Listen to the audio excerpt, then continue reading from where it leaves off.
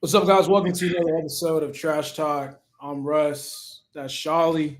That's good. Uh, we have a, I feel like I say this every episode now, but we have a jam packed episode, man. A lot of shit's been going on since we jumped off on Friday. But first things first, what's good with you? Anything new?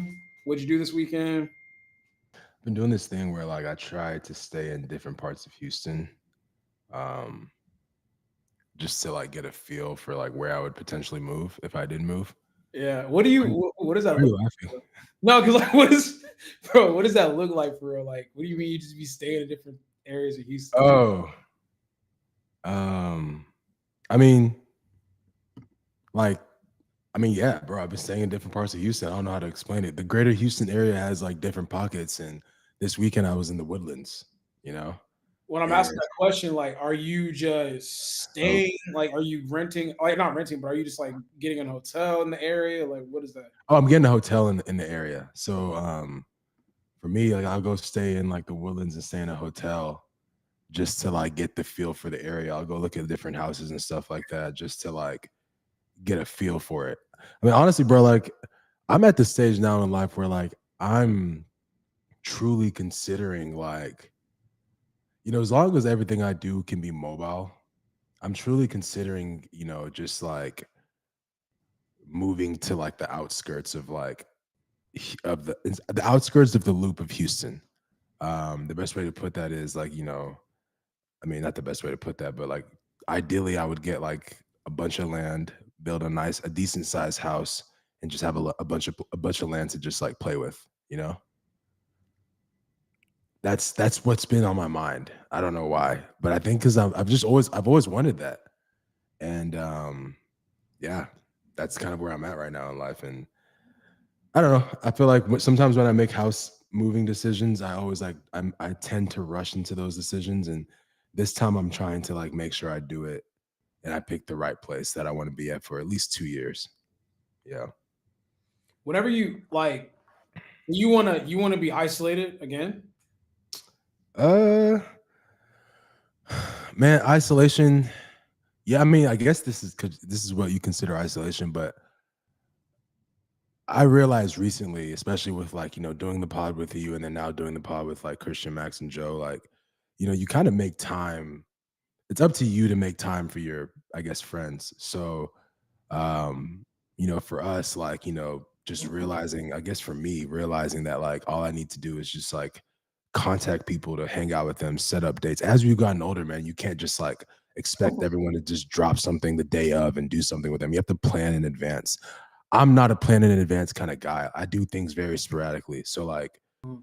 I guess for me, it's always been like whenever I hit up somebody and they can't do things like the minute I say it, I get let down and like it kind of pushes me away from wanting to schedule things with them in the future.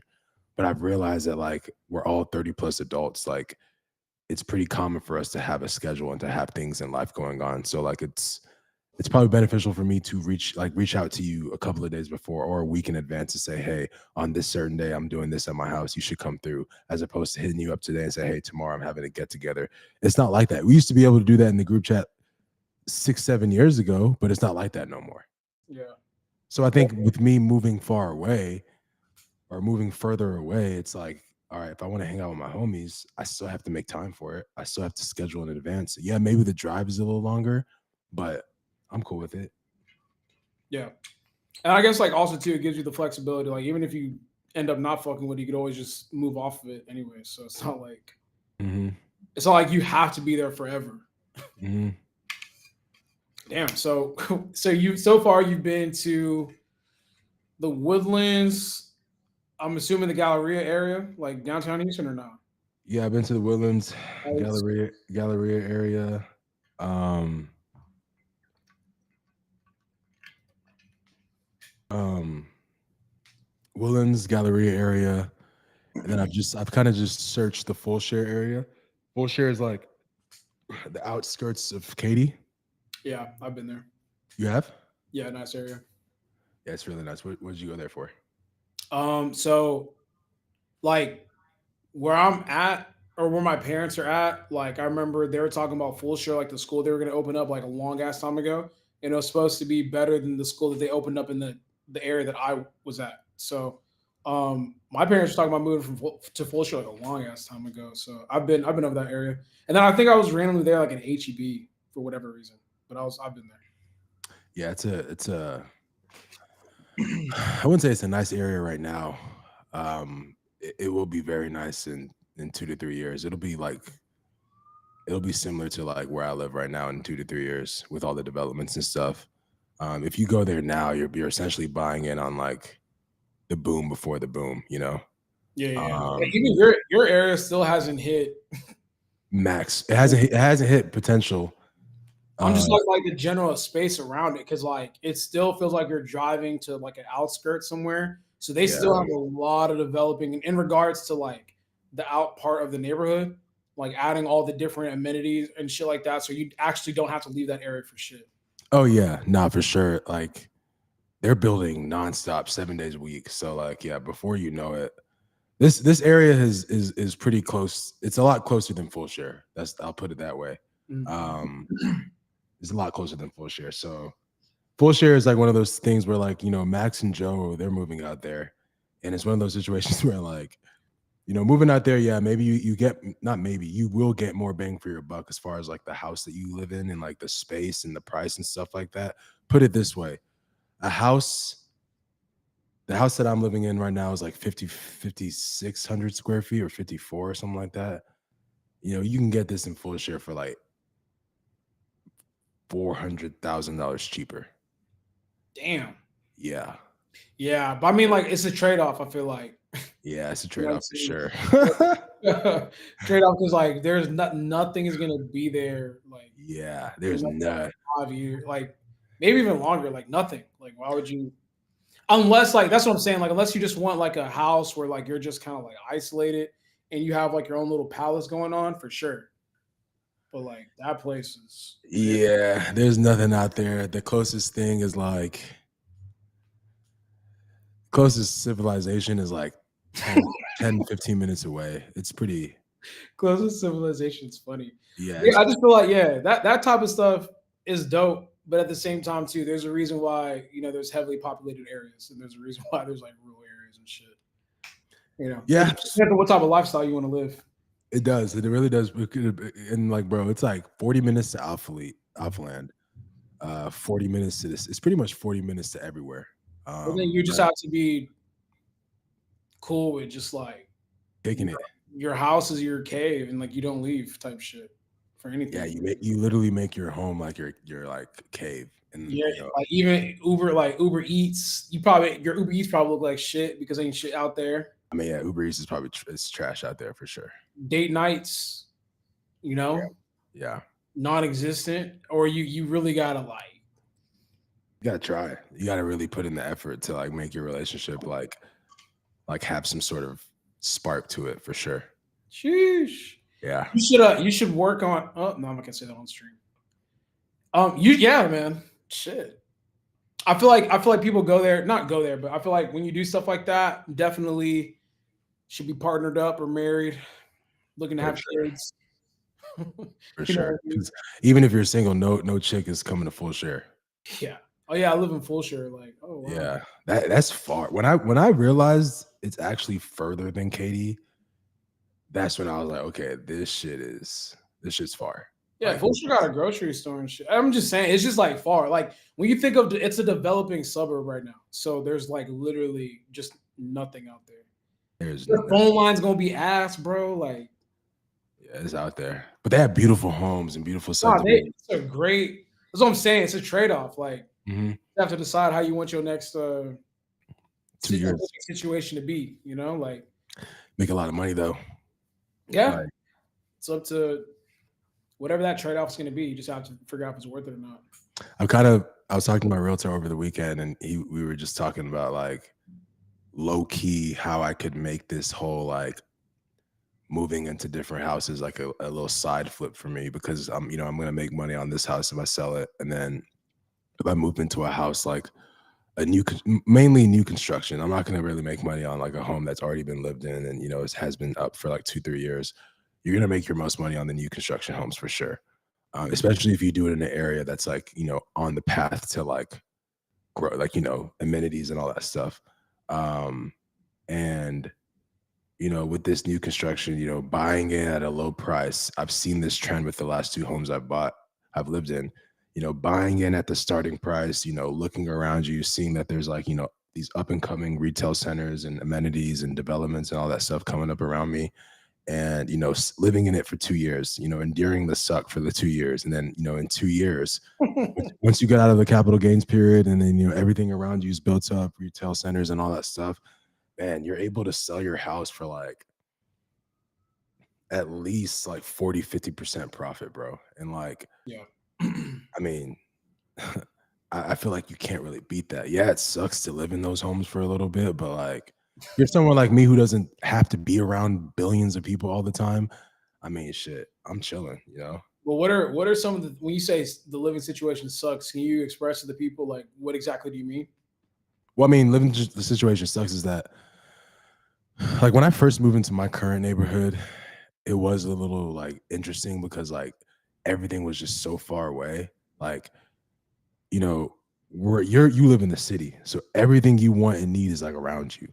When you Yeah. move to the suburbs and you buy land and you buy property and all that stuff, and you're living in a nice house, but like it takes you like, bro, just to get out of my neighborhood, just to get from my house to It's the like entryway of my freaking neighborhood is 20 minutes. yeah, I've timed it. yeah, 20 minutes. So think about like, bro, it's actually pretty crazy. So to get to the highway, so the highway Fort Bend Tollway, I guess I can say that. Fort Bend Tollway is like the midway point from my house to the tip of the neighborhood. From my house to Fort Bend Tollway is like 12 minutes. So then from that Fort Bend Tollway to the city is another like 28 minutes. yeah. So it's just like, Trust me, nigga. I know. I'll be driving to your shit. I'll be like, I literally, bro. Every time I drive to your crib, I just start thinking about life. Like yeah. it's a long drive to really collect your thoughts. Like I'm driving, I'm just like, it's funny because sometimes I just be driving in silence. Like I drive in silence all the time now. I don't yeah, listen to but I'm music. just like, damn, this nigga live far, bro. Like, Yeah.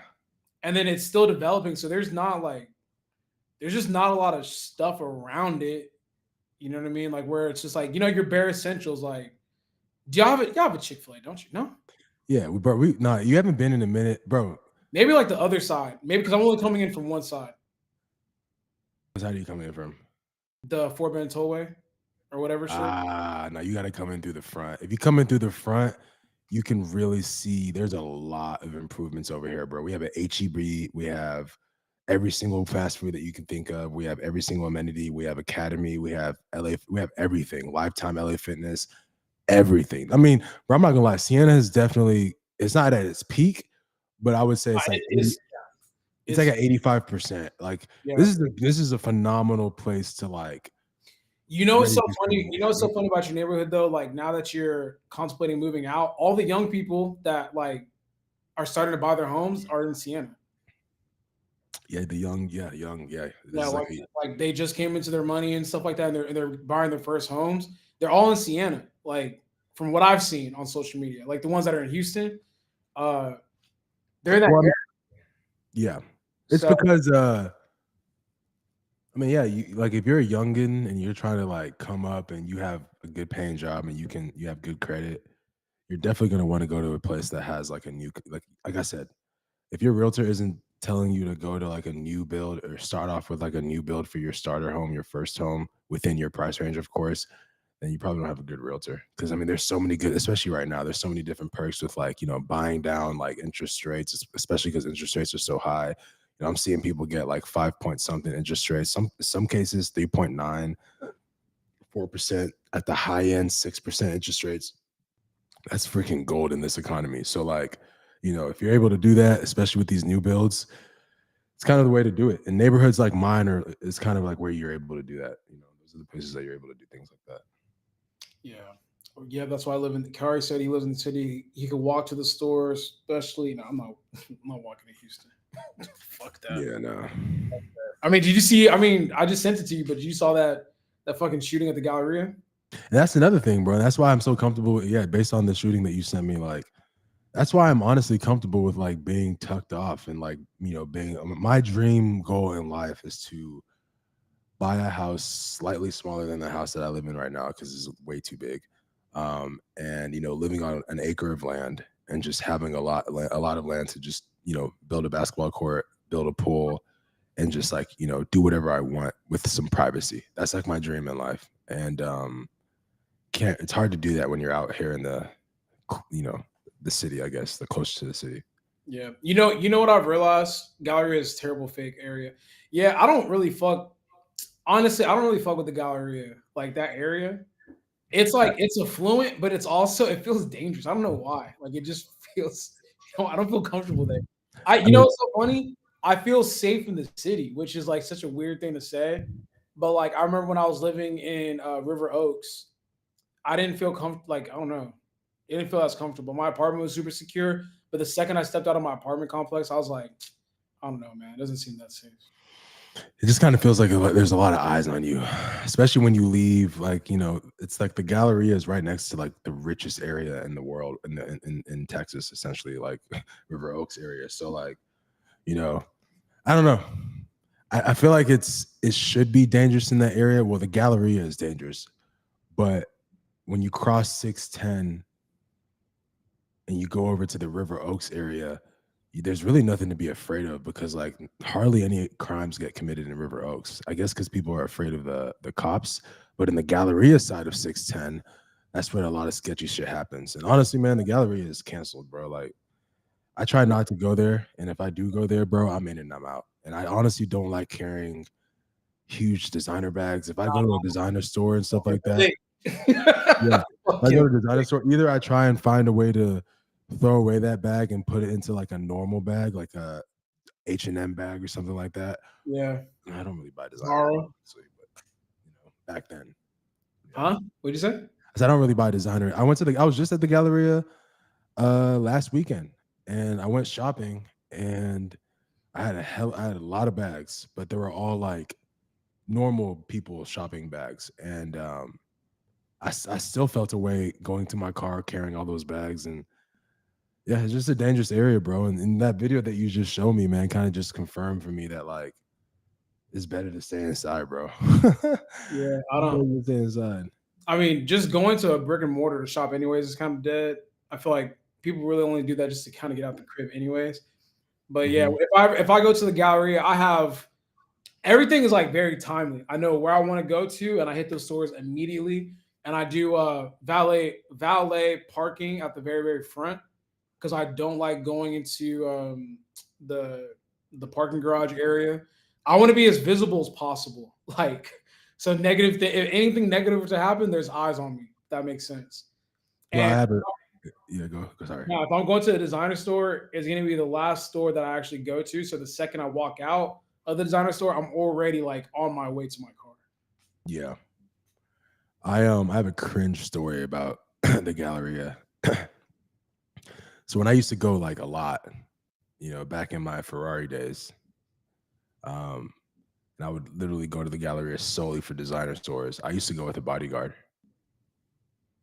How's that? How's that cringe?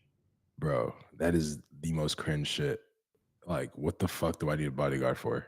Because you're driving in a Rari to the Galleria and Yeah, you're but just, come on, is that not cringe to you?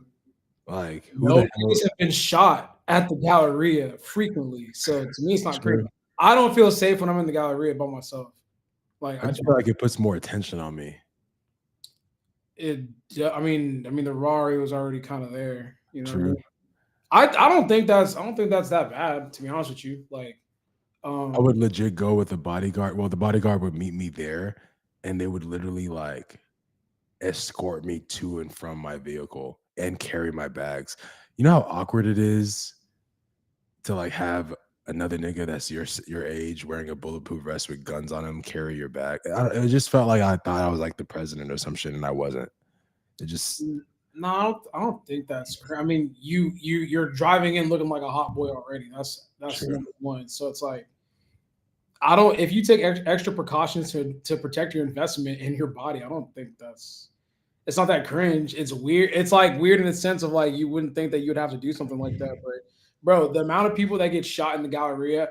I mean, shit. I remember when they were shooting niggas in the fucking valet area. I'm like, bro, I parked there. Like, what you mean y'all are shooting there? So no, I don't think that's people get robbed at the gala. What you talking about? So I switched from parking at the cheesecake, uh, the cheesecake that the one that gets robbed the most is the cheesecake. Yeah, cheesecake. I can't even say it. The one that's right by Joey Uptown. Yeah, Joey That Uptown. entryway gets robbed a lot, so I switched to another area. I'm not going to disclose it here, but there's another store that I park when I go.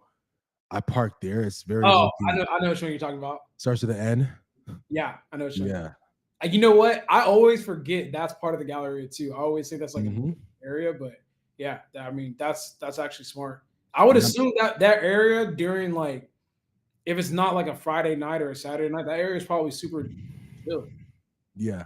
because people don't even know like that's the entrance. Never wear jewelry. Never wear anything. Like, yeah, keep it very simple. Honestly, I don't even wear like my jewelry and stuff anymore. A bodyguard carrying your bags doesn't seem productive. How is he supposed to protect you? I mean, That's very true. back in the days, me and my mom used to park across the street. Yeah, park across the street's kind of far, my brother. There's like also that other paid parking, but I only park there if I'm only going into Zara real quick. I'll jump into Zara and then jump out. I will say to comment on Dev's comment about the Woodlands. The Woodlands, I went this weekend and remember the Woodlands used to be, I mean, it's still very prestige and nice, but it kind of felt a little run down. Maybe because we've gotten older and it's like not as like glamorous as it used to be when we were kids or younger. Really? But it's still a very nice area, but it wasn't that nice to me.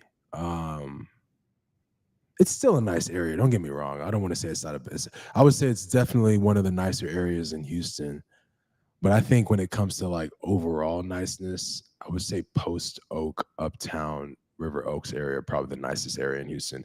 And I just saw that they're about to build like another huge town center type thing in Post Oak. So like Post Oak, Galleria, Uptown, River Oaks, that's like the best area of Houston.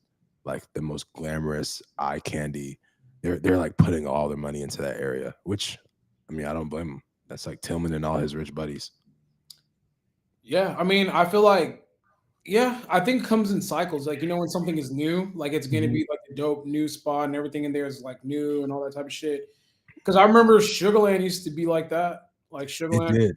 Yeah, I Actually, moved. I moved to Sugarland. Like my family moved to Sugarland when Sugarland was popping. Like I moved. yeah. I moved to like the Graywood area, and like that place was like. I remember that neighborhood was like, oh, like you live in Graywood? Mhm. Whoa! Like, You're a house nigga. yeah, like what? What? I'm just kidding. What'd you say? I said you're a house nigga, but but Greatwood was one of Greatwood and Riverstone were Yeah, those River. Yeah, Graywood. So yeah. I lived in Graywood. Riverstone wasn't too far off, and it was just Yeah, like, yeah, if you lived in those places, like everyone's we like, were oh yeah, rich. yeah. Now it's like, nah, that area is just kind of like ran down now. It's just not.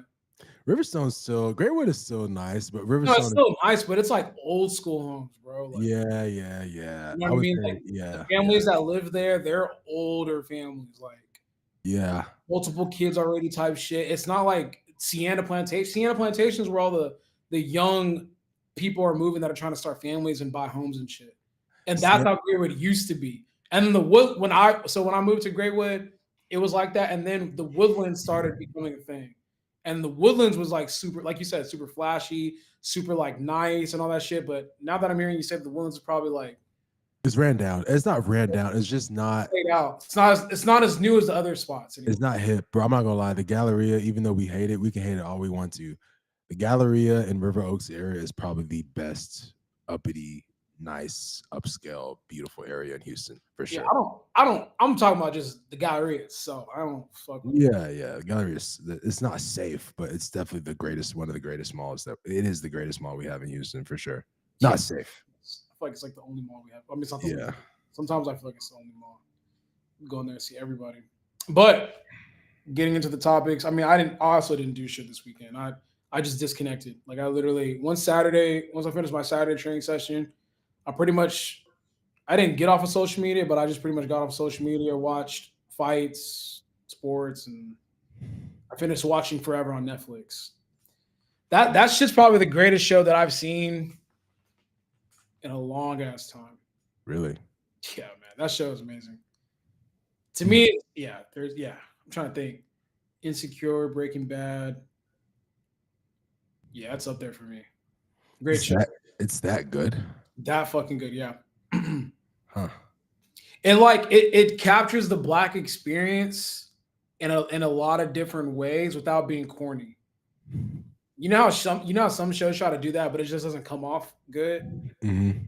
Like it captures blackness in a multitude of ways that just comes off as like very authentic. I'll watch it. I mean, Yeah, I started watching it, but I'll try and finish it tonight, or yeah, try to get finished or start finishing it, I guess. yeah. I really liked it. And it's just also just a good it's a good I guess like love story. Hmm. Good love story. But getting into the topics that we have here, I mean, I think the biggest thing that we could talk about, which is like the main thing that everyone's talking about, something that's currently developing and going on, is the ICE raids out in LA. And I think it's starting to happen in New York too.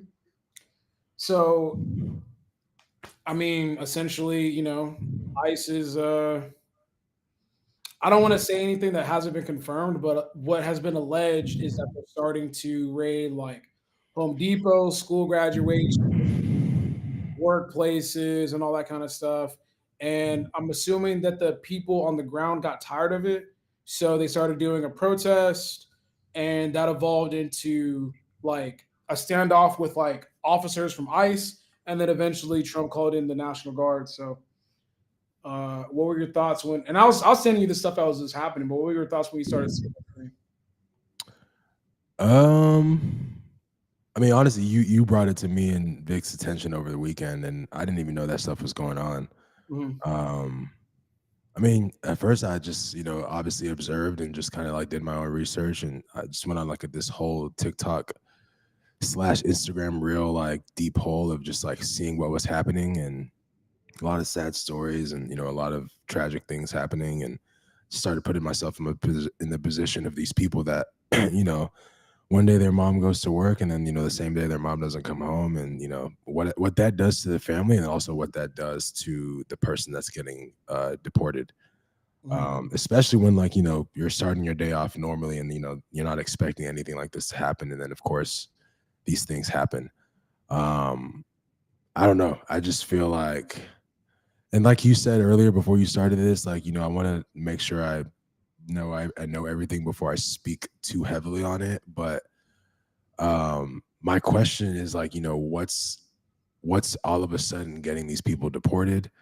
um you know is it like, I'm not trying to say that this is happening. Is it like a crime? Is it like a warrant? Is it like a tip? Is it a visa expiration? Is it, you know I don't know what's causing all this to happen. Because obviously you're seeing a lot of these stories and stuff like that, and of course, automatically, if it is a crime or whatever, okay, I guess it makes sense. If you're out on a warrant for a crime you did, and they just finally found you, and they're using this as an excuse to deport you, okay, I guess it kind of makes sense. But all the other reasons of people getting deported and just kind of and taken away from their families, I'm not really understanding that part. Yeah, I mean, kind of in the same boat as you. I'm just listening to the stories of the people that are on the ground, kind of like reporting and like saying the situations that they've personally experienced. And yeah, I'm not too sure like what is cause. I mean, we kind of. I mean, I kind of know, or I feel like I know, but I just want to get confirmation. I don't want stuff and then maybe something comes out later down the line. But it just seems as though they're just real. Like if you do not have papers, it don't matter what situation you're in, you're getting cracked down on. Like maybe you're in the process of getting your papers or whatever. It just seems like if you don't have it, you're subject to leave. You're subject to be out. So it just seems like they're really just attacking that aspect of it. I don't think that's what it just seems like. And I think the response from the people on the ground is more so like, hey, like, you know, this isn't right, this isn't fair, you're tearing families apart, all that kind of stuff. And we've just gotten to a point where now it looks like complete mayhem. I mean, Trump was kind of agreeing with the call. I mean, I don't want to get like to that side of it, but it just seems like there's just a lot of like shit going on right now that just seems very, very unfortunate and very sad. I personally like, I mean, like, we come from parents that were once immigrants, right? Like, they came here to America for an opportunity. And I'm imagining when my parents were going through the process of getting their papers and getting their green cards or their citizenship, like during that process, if they just got scooped up and then just get sent back home, like get sent back to Nigeria. You know what I mean? So I legit remember when my parents were studying for their tests, and like I remember I was super super young, but like my dad was here on a student visa. He was able to bring my mom here, and at that time it was a lot easier to get your citizenship. But I'm trying to empathize with the people that are going through that because it's like, damn, I'm imagining my parents literally just getting scooped up. Like one day, my dad's in the science lab, and they just raid the science lab and take away take them away. It's like, damn, bro, like that's it seems to be like from what I've seen, that's kind of what's going on. Maybe not like that specific situation, but just like things that are kind of within that realm. Yeah, my parents just recently became citizens within the last 10 years, I could say, maybe 12 years. And I remember the day that they both became citizens. My dad was a citizen a little before because he had his business established here for a bit. But that recently they've both become citizens, and I guess now that you say it like that, I can kind of think about the days where they were just here on visas. And I remember they would always talk about, this is when I was a kid, that we would have to go to to Atlanta or somewhere to like renew their visas, to allow them to obviously stay here and stuff like that. Obviously me and my sister are citizens because we were born here, but now that you put it like that, I can't imagine like if Trump was in office back then and he decided to super crack down on immigration and people that didn't have their visas whatever renewed and stuff like that. If my parents just got taken away from me because of that, I would be pretty upset. That would be pretty devastating. ben, Yeah, ben Grant just said they raided here in Tallahassee on a new student apartment being built last week. I'm assuming Ben Grant, you mean like there was a lot of immigration students that had these student visas. And I'm assuming some of them were expired. Yeah, that's tough. Yeah, and it seems like they're just targeting area like it's pretty fucked. I mean, it's pretty fucked, but it just seems like they're targeting areas where they deem highly populated by immigrants. Like My thing, raiding a Home Depot. I mean, shit. yeah. God damn, bro. My thing is like, Fuck. oh, the workers were detained. Yeah, So so even that leaves. yeah. So this was reported a couple months ago. They were saying that a lot of like people in construction were not reporting to work anymore because they were afraid that ICE would show up. I mean, why? ICE would show up. If I'm a worker in construction or one of those dudes that like hangs up by Home Depot, like I'm 1000% going into hiding for like the next couple of weeks until this cools down, if it ever cools down. Yeah. Huh? I don't think it's cooling down. Yeah, like if this is like the new trend, or if this is like the new, I guess, COVID or whatever, the new thing that we have to worry about.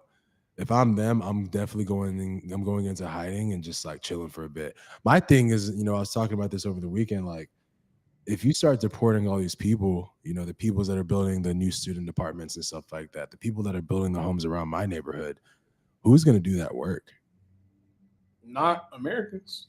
I don't see our kind doing it, and I don't see white people doing it. Hell no. That's not what. I don't see Asians doing it. Yeah, that just goes back to the conversation of like oh they're taking our jobs, and it's like, brother, you wasn't gonna do that job. Like you don't want to do that job. You know what I'm saying? Like Who's I mean, if you're actually saying that they're taking our jobs, you're out of your mind. Because I mean, yeah, because remember that was a big talking point during one election. Not recently, but like, nah, shit. Was they saying this past election? I mean, who's gonna cut the grass? Who's gonna cut the grass? Who's gonna like these are I mean, bro, you can call you. I'm not even trying to be racist. Like,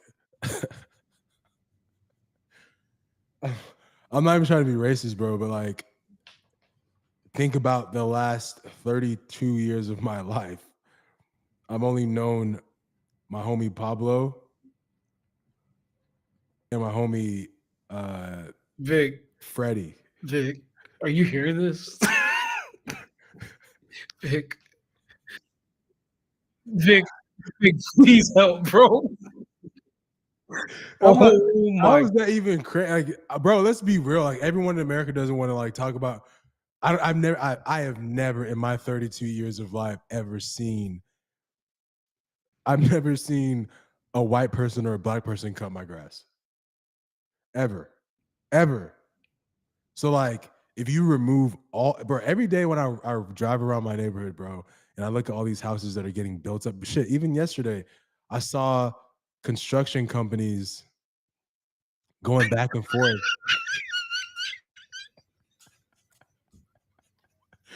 The clip of doom is Wait a crazy, second. bro. Y'all are tripping, man. He I said hate how it's no one wants good to, too. bro. All right, Russell. Let me ask you a question. Who's at Home Depot all the time? People that are trying to do home improvement. Okay, but what are their races typically? You asking the wrong nigga because Okay, I've been shut the seeing all fuck up. I've What been is seeing, their no, so I what's will their say, race? hold on. I'll say this. My Hispanic brothers be waiting at the corner and be waiting outside for work. They do be doing that. Exactly. But there's a lot of other people inside of Home Depot, getting supplies. But the people there are Hispanic men that are waiting at the front to be hired to do some work. Okay, okay, good. Okay, so question number 2: who has cut your grass and your parents' grass for the like majority of your life? An Hispanic man has. Okay, thank you. All right, so let me get back to my story. If I'm you, just- if you, I just don't want to like. Okay, go. if we were to deport all these people, who would step up and do these like hard jobs, building homes, cutting grass, like all these hard jobs in America that essentially built America and is continuing to build America. Like all these real estate projects I'm talking about, all these real estate things that my friends talk about. Like who's building these things? It's not. I have seen white construction workers. I have seen some black, and a Hey, lot of them are. when you see white construction workers, just know whatever the fuck you paying for, it's gonna be expensive as fuck. Like Yeah. if that's the team, I'll say this, right? Hispanic people are extremely hardworking people. Um, and from what I've experienced, they're very fair. Um, they don't, I don't know. I just remember whenever I was building my gym and shit, the best quotes and the fastest work that I got was from Hispanic people. Like, and they work their ass off and they get their job, they get their shit done fast and they do it. Like you'll be like, okay, so look, for example, right? I remember what was I doing? I remember I was like gonna buy mirrors, right? I needed a fuck ton of mirrors for my gym. I got a quote for like 20 bands for the mirrors that I wanted, and I was like, damn, man. And then Rubio actually hit me and said, "Yo, I have a guy that does glass." I was like, "Okay, like what's the quote? Like what are we looking at, bro?" He told me 3 bands, bro. Yeah. I mean, bro, I had the same experience in my house. I redid my closet when I moved in, and I think I paid like almost 20 grand for it. And my dude, Raphael, who's been doing my crib for a bit, and he came in and told me he would have done my closet for like 3 to 5K.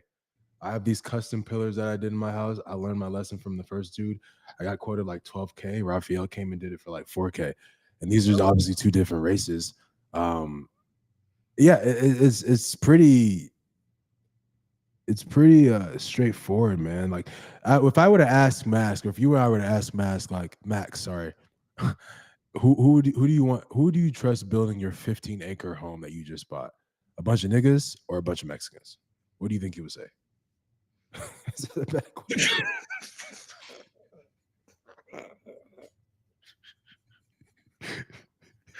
Is Well, that a bad now question?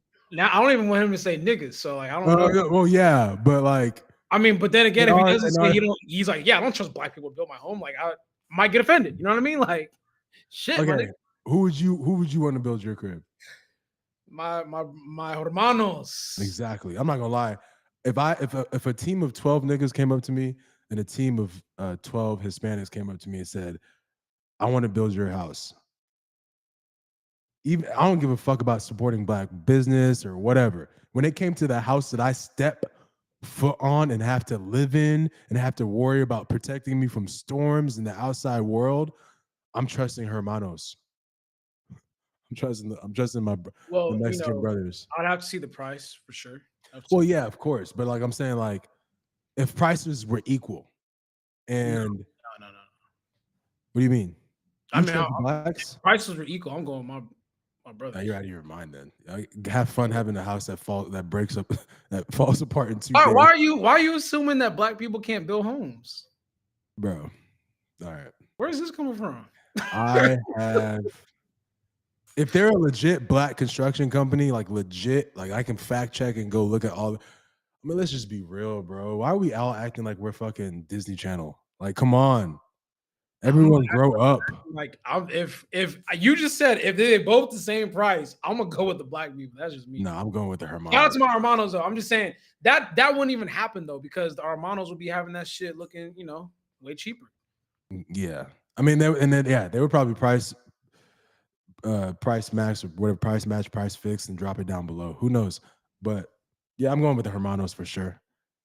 Shit, Yeah, that's what perfect it's. example. I have this. I If have they this. have a legit black construction company, bro, I'm going with the black people. What? You are? If it's legit and it's the same price, yeah, nigga, the fuck? Hmm. She said Russ house for sure falling in a week. What do you say? He said Russ's house for sure. Oh yeah, your house is definitely gonna fall. Think about. Why are we just assuming if it's a legit black construction company? Why are we just assuming that shit gonna fall apart? I'm not gonna speak too much. There's black people that do shit too. I'm just saying, my Hispanic brothers tend to do it at a cheaper rate. That's all. They be doing shit right though. Like they be doing it the right way. Like no questions asked, bro. Like man, I love Hispanic people, man. I just Not love really. I love the way I love the way they work, bro. Like, and man, I be like when they come over and like they do stuff for me at my house, like Is that the only capacity in which you I love? want to help. I want to help, huh? Is that the only capacity in which you like love Hispanic people, or? What? Come on, man. Oh, I just want you to expound, brother. No, I'm giving you opportunity to expound. I have a lot of Hispanic friends, and I've Right. had Hispanic girlfriends in the past. I think I just love their work ethic. That's what I'm trying to say. I love their work ethic. They work hard and they don't take breaks. Bro, on Sunday, I was complaining in the car on the way to the Woodlands in my Range Rover. I was like, oh my God, it's so hot outside. Like it's so hot. I can't imagine being outside of my car right now. It's so hot. And I see these construction workers rolling around in these big, like, construction trucks, and they're building up a new neighborhood, a neighborhood I'm actually interested in buying a home in. They're building up a neighborhood on a Sunday, peak heat, 99 degrees. It was hot as heck yesterday. And I'm just sitting here thinking, like, man, like, and that's when I had that moment. It clicked to me. I was like, man, if they go and deport all these people, who is going to show up and do this work? Who has the most work ethic, hard labor work ethic in America? Be real. Yeah, I'm just very thankful of the contributions that Hispanics have made. Bro, I answer the question. Who has the most heart? Bro, I mean, I saw a picket sign of a protester, and they were saying, if you deport us, it was a Hispanic. If you deport us, you deport your land work, you deport your yard work, you deport your house, you deport your homes, and you deport like your janitors and all this stuff. It was a Hispanic that had the sign up. And I was like, man, I had to like the message because I was like, man, you're right. Like, people don't understand that we all make the world go wrong. If it's shit, never mind. I was about to say something really racist, but it was more so for the black people. But Yeah, I know you don't fuck with us. nah, I'm not even gonna say that. I'm just, you know how like we're considered like the race that like commits crimes, like to some people.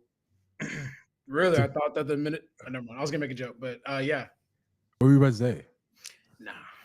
If Hispanics cover the work, never mind. It was a bad, a horrible joke. It's Yeah. obviously a joke, and I should not say it. But All around, I fuck with Hispanic people. Not just the work aspect of it. I love the contributions to society.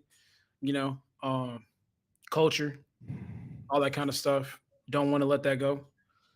You know what I'm saying? work faster too, bro. I remember when I was building my theater. You know, obviously the quote price was different. Brendan said we need to change the top, bro. Yeah, we need to change the topic. Let's move on to something else, man. It's Bro, very unfortunate. I'm not gonna go viral, bro. I'm just saying, like, Man, there's only one way you're looking at this, bro. I'm not gonna go viral. I'm just saying Yeah. that, like, Brandon, bro, 007, Hispanic great niggas be fucking comment. Hispanic niggas be getting the work done and they be doing it right, and I fuck with them because they're the best. Yeah, let's change. Can't believe it's okay. Nah, man, I love Hispanic people. I love my hermanos. What's the word for sister? Hermanas, Is it hermanas? hermosa.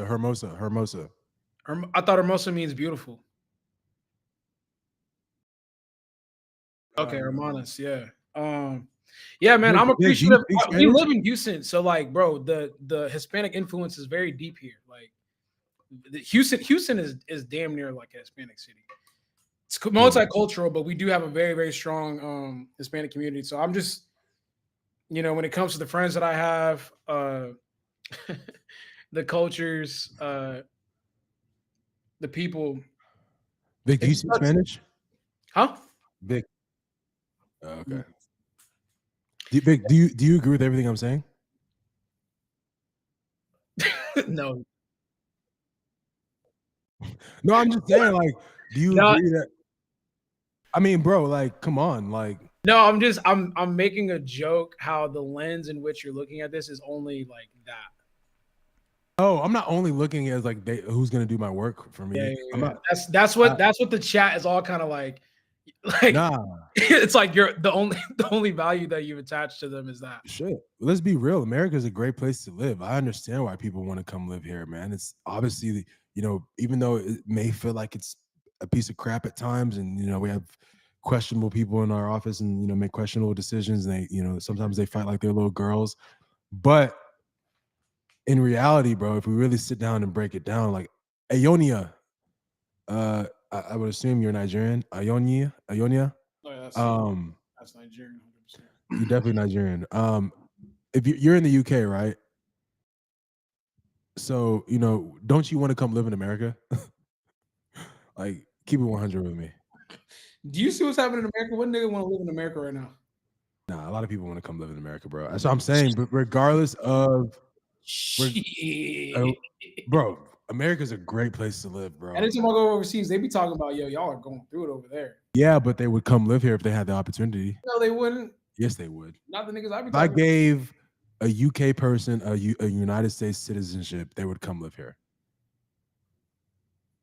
We look Because, ghetto right now. I ain't gonna lie to you, bro. America look crazy right now. yeah, the presidents look crazy, but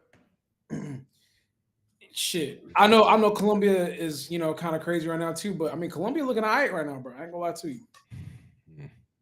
Whenever I be looking at a certain nigga's stories, I'll be like, my God, you just living, chilling, living life.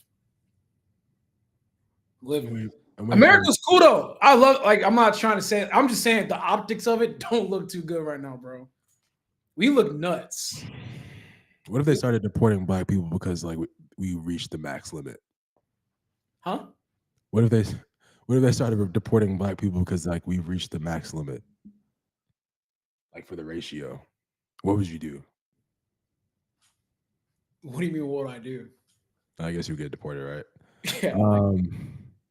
It's pretty bad here in the UK, talking immigration. Yeah, they've had their own UK was cooked. situation too. I think it was like with the Indians in the Middle East, or was it something else? I remember that was a huge thing recently. Yeah, I told you he wants to come to America. But yeah, I hear America's nice, but a lot of young people from the UK go to America. Um, Land of the free, home of the brave. Not so free no more. I just finished equivalent of high school. I know a few people moving over, but that's life. Like, there's a lot of people that go from America to the UK too. I'm gonna go study abroad. And they come right back. They come right back. Yeah, I ain't gonna lie. Nah, I'm with you. I'm just saying the optics wise. I don't think I would want to live anywhere else other than America. Yeah, I don't know. Colombia looked fun though. I ain't gonna lie. Yeah, Muslims from North Africa. Okay. Yeah. That was the one. And y'all was like, it looked like looked like a civil war happening on over there. Yeah, Sucks. Yeah. this whole situation sucks. I don't. It seems like I don't know if it's dying down because like I'm literally as we were about to record, there were new things that are coming out about like the tensions between like the governor and the president and all that kind of stuff. So Was there like one big ice raid that caused all of this to explode on social media, or has this just been going on and then a protest happened that caused more attention? Like I'm not sure. Why did it just pop up over the weekend?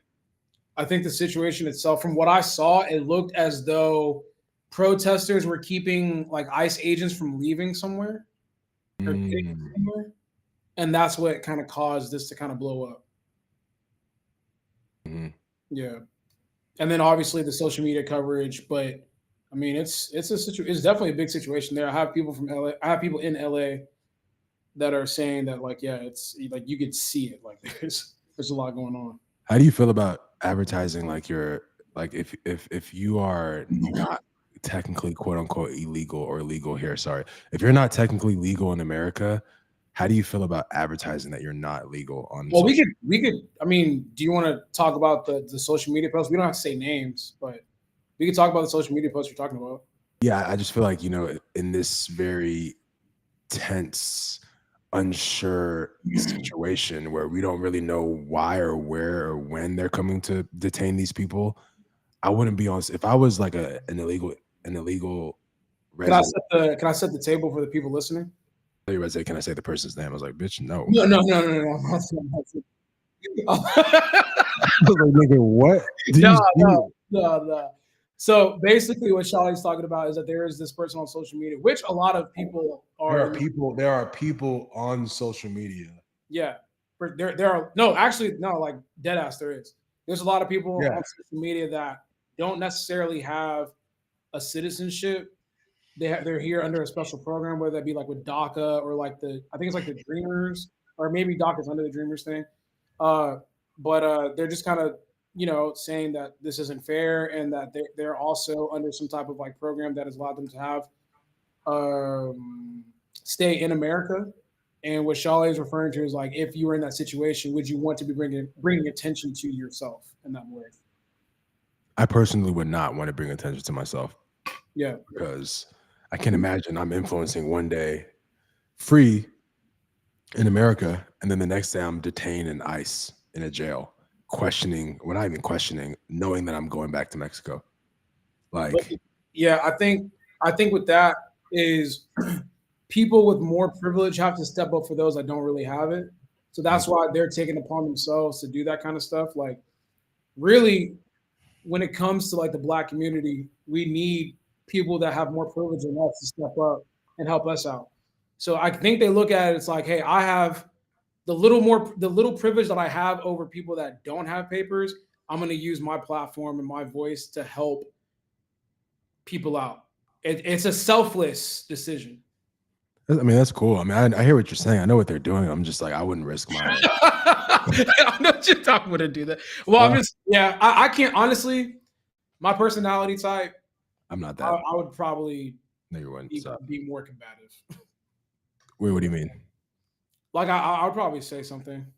Okay, so you would risk your life for the well-being of others? Yeah. Great PR, bro. I don't know No, who you have hired, but they are doing a phenomenal job, man. I'm being serious. I'm being Man. serious. Hey, after this podcast, bro, I need their contact. Hey, slide the PR contact to me, bro. That's Being serious, man. I'm being serious. phenomenal answer. Also, like I have friends, and I'm actually really proud of them because um whenever something touches you in a way where like you just cannot, you feel like your morality is your personal morality is in question if you don't do something about it. I respect those that PR. I respect those that actually like do something about it, right? So I want to personally shout out Audrey Rivera.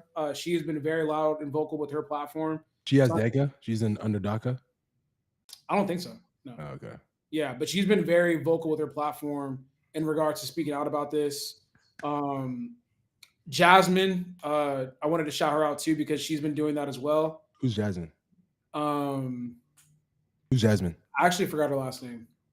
Oh, Jazzy Fit? No. Oh. Um, Has she said something? I don't know. I haven't like been in tune with her content. But yeah, I wanted to shout her out because she's been very vocal about it. And Okay. she actually helps the community a lot. She always posts about doing stuff in the community. So I think that, whenever you have these platforms, some people feel a calling to kind of give back and help in that respect. And I personally respect that because the easy thing to do is to like, kind of fall back and like worry about yourself, which I understand. I get it. But also too, like I want to salute the people that do step up with their platform and try to do something with it. Because like if you do some people don't like once you let people know where you stand, that could fuck up sponsorships, that could fuck up personal relationships that you've built in the social media space. So a lot of people tend to stay quiet about that kind of stuff. I know, like when I posted about the Israel Palestine thing, like my DMs exploded with a lot of shit, like a lot of shit.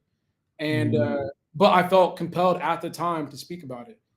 Same thing with Black Lives Matter. Like whenever that situation was going on, I spoke up on it.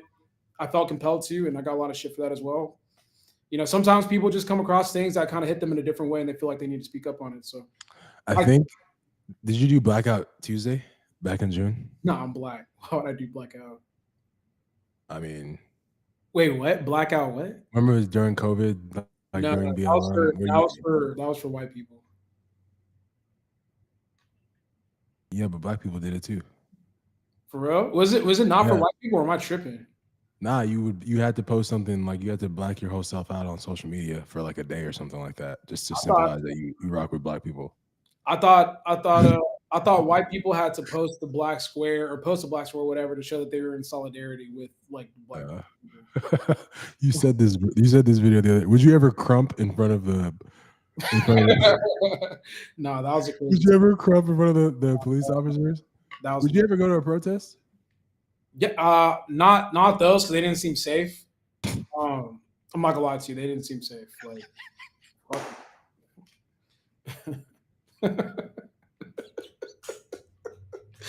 yeah, hell no. They didn't seem safe. Why? You saw what was happening? Them niggas. No, the reason those things aren't safe is because there's always that nigga that like wants to start a fight. Well, I just don't like putting myself like. I think it happens from both sides, but it happens from both sides. But like, I'm down to peacefully protest, but there was always going to be that one nigga that like throws a bottle of glass to the police officers and then starts a fight. Like I can't.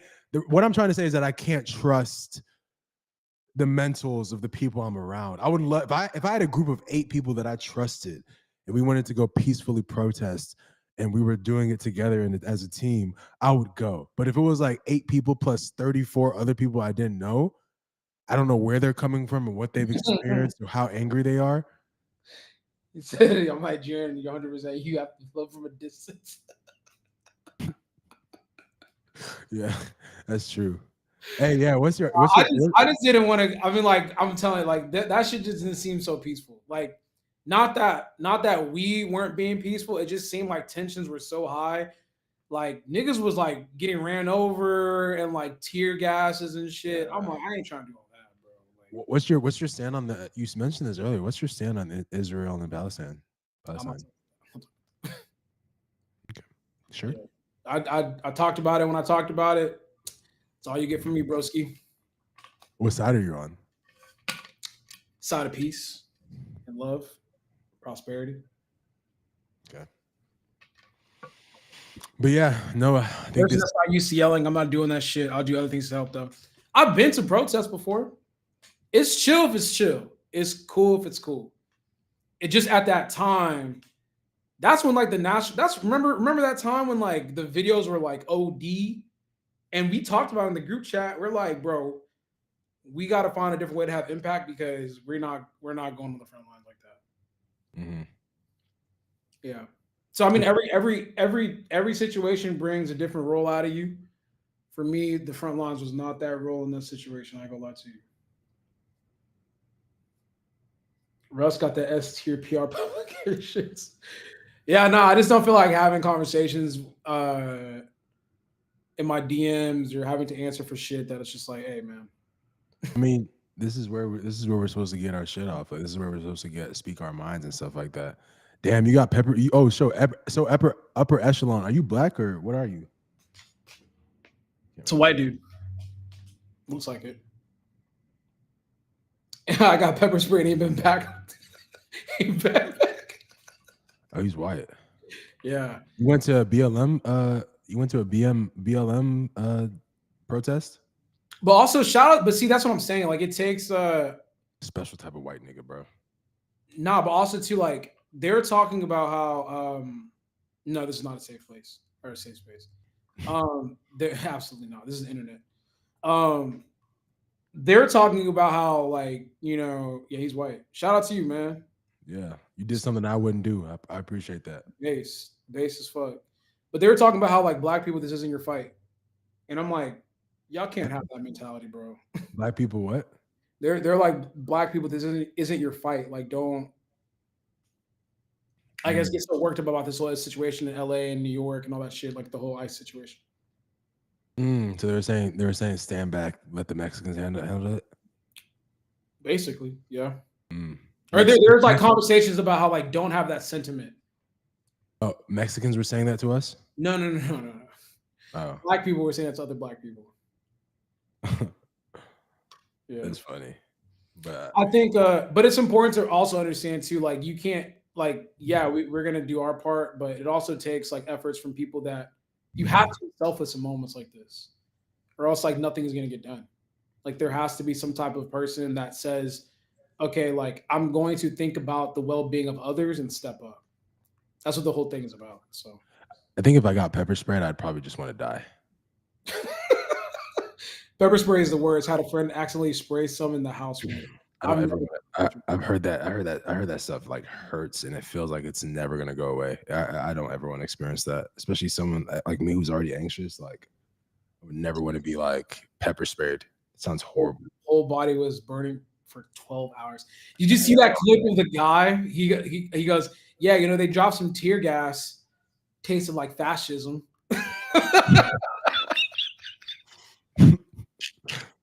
Yeah. That nigga was based. There was a white dude too. I'm like, he liked that. He liked that for real. Did you see what's the name of that influencer that got Vic? Can you pull that up first? K baby. His name is K baby. Yeah, but on Instagram his name is K baby. Okay, K baby. Okay. Yeah. So he got detained by ICE. So remember they sent that out like a couple days ago, and I was like, that's fake. No, I really did. Yeah, he actually really got detained. This one's a little bit different though because his visa was up. I mean, that's why a lot of these people are getting deported though. No, I mean like some of them are getting deported because like they just haven't made the effort. Bro, it's very common. I know a lot of people, I'm not gonna name names, but I know a good amount of people that like their visas are expired, but they have this mentality that like because there's billions of people in America, they're not gonna get caught. There's a lot of people that I know that like live under that mindset. And I mean, if he got if they got you, they got you. Like, I mean, Yeah, this yeah. is so okay. So the reason why people are up in arms about the whole ICE situation is because there's no due process.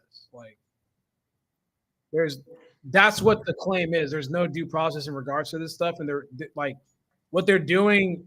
You can't do. That's what the whole conversation is about. With this dude, I mean, he was approached by ICE, and ICE said, "It's like, yo, we'll just you have the decision to go, but you're now on our radar because we know that your visa's up." Like, So what's my? Let me ask you this, Russell Orhii. What's your take on the people that Vic? You're like, are you breathing, nigga? Like, you, like I can hear. Are you eating or are you? Like, I could hear everything that you were doing. What's your opinion on the people that like know they don't have their visa? They're like people that know that their visa is expired and they just haven't taken, like maybe they've put it off for 2 months and then 2 months turns to 6 months and then 6 months turns to 8 months. And now they have a visa that said it expired in November of last year. And because they live in a home and they pay taxes, they live in an apartment and pay taxes and they have a job, they just haven't taken the time to get their visa renewed. What do you feel about, how do you feel about those people that haven't done that and they're getting deported? um, They're getting ICE raided. so also just to add to the conversation, like I said, I'm just reading the stories that I see.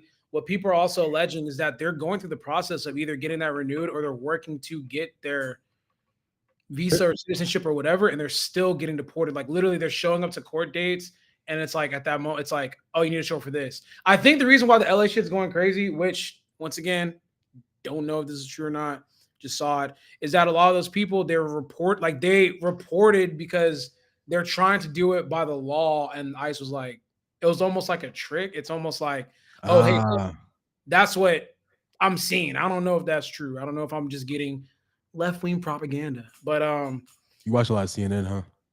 no, I don't watch CNN. Mm. Yeah, I can't stand CNN. I'm sorry. I don't Uh, watch. I don't watch any news because it's all just they all have an agenda. I try my best to find things that are just like in the middle, like the not butt even checks. just tell me what's happening. Like I don't want to hear like opinions, like and then I'll form my own opinion. Mm. And I'll try my best to watch both sides, things that I don't agree with, and then things that I do. But it just seems like there's a lot of weird shit going on. Like it's like, hey, we're supposed to be coming to meet about like me getting my shit together or whatever, and then instead of me actually getting my shit together, I'm just getting deported. But I If mean, that's the case, that's kind of messed up. I don't But know what's going on. if that's Then the case, the other side will argue that you don't have rights because you're not a citizen here, which I'm pretty sure that's actually wrong. Like, and like you knew your visa was up for months and you didn't go and try and get that shit yeah, see, there you go, renewed. Cart.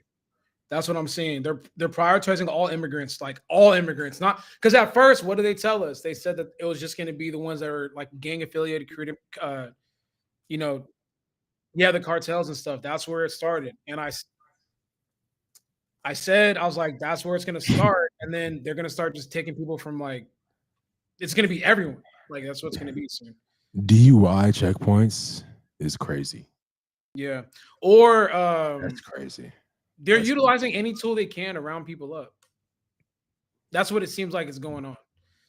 Um, but yeah, like you have like what is it, unalienable rights and just like due process. Like that's the thing that's kind of like fucking everybody up. It's like it should be like a court process instead of like an immediate abduction. yeah, like what people are saying on the other side that people don't like is that they're basically like abducting people, Mm. sending them back home. Which you can't really do that, but I don't know what you can do in this world to be honest anymore. So Yeah, I mean, yeah, it's man. unfortunate. I mean, I Yeah, know Cubans people. down in Florida and Haitians are getting deported too. Everyone, like, if you don't have your shit, if you don't have papers, you're getting deported. Like, but I'll say in regards to the conversation we just had with the visa thing, that dude is a different situation because he's well off. He can take care of himself. He seemed to. I don't have a lot of sympathy for that because he's probably a millionaire. So like, brother, go refile your paperwork and come back. Like, Who? Okay, baby. yeah, Kabi, whatever. Mhm. I don't really have situations like that. It just seemed as though he didn't know or he overstayed his business visa because I think it's like what 3 months at a time or 6 months at a time or however long, and he got sent home. He gonna be back. So they're Damn. getting people at grocery stores. Shit. How? But how is that happening? If you look, bro. So this is the crazy thing too. If you, I mean, Oh, if you look like you're illegal, they check you. Oh hell no. See, I mean, at that point, bro, I or would they just just like they if you look illegal, it's just like, hey, could I see your license and shit and like all that kind of stuff, bro. Immigrants don't really have that shit on them like that. Immigrants don't have that, so it's just like, And if they have a fake one, they're probably running it through the machine, and it's like yeah. they were doing fake ID. So Oh I yeah, remember it's a wrap. I'm in the staying at past, home. like knowing people in the valley, like the valley, you're literally at the border of Mexico. There's a lot of undocumented people there. They they're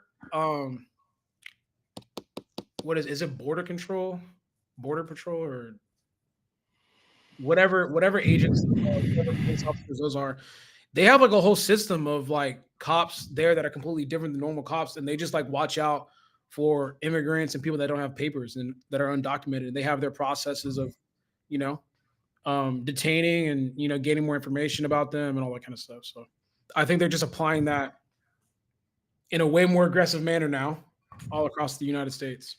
Yeah, so Benedict brought up a good point. I think what happens is when their visa expires, they know that like you can't just go fix it. When you go there, you have to leave to fix it and come back. Yeah, And now that it's so hard to get into America with a visa for anything, even vacation, they know that it's up if they leave, if they have to leave. So a lot of them just say, "Man, screw it. I'd rather just stay and take my chances." But in hindsight, that f's everything up even more, man. Because like now you're ruining your chances of ever like all these people that are getting deported and separated from their families, like they can never come back to America. That's crazy.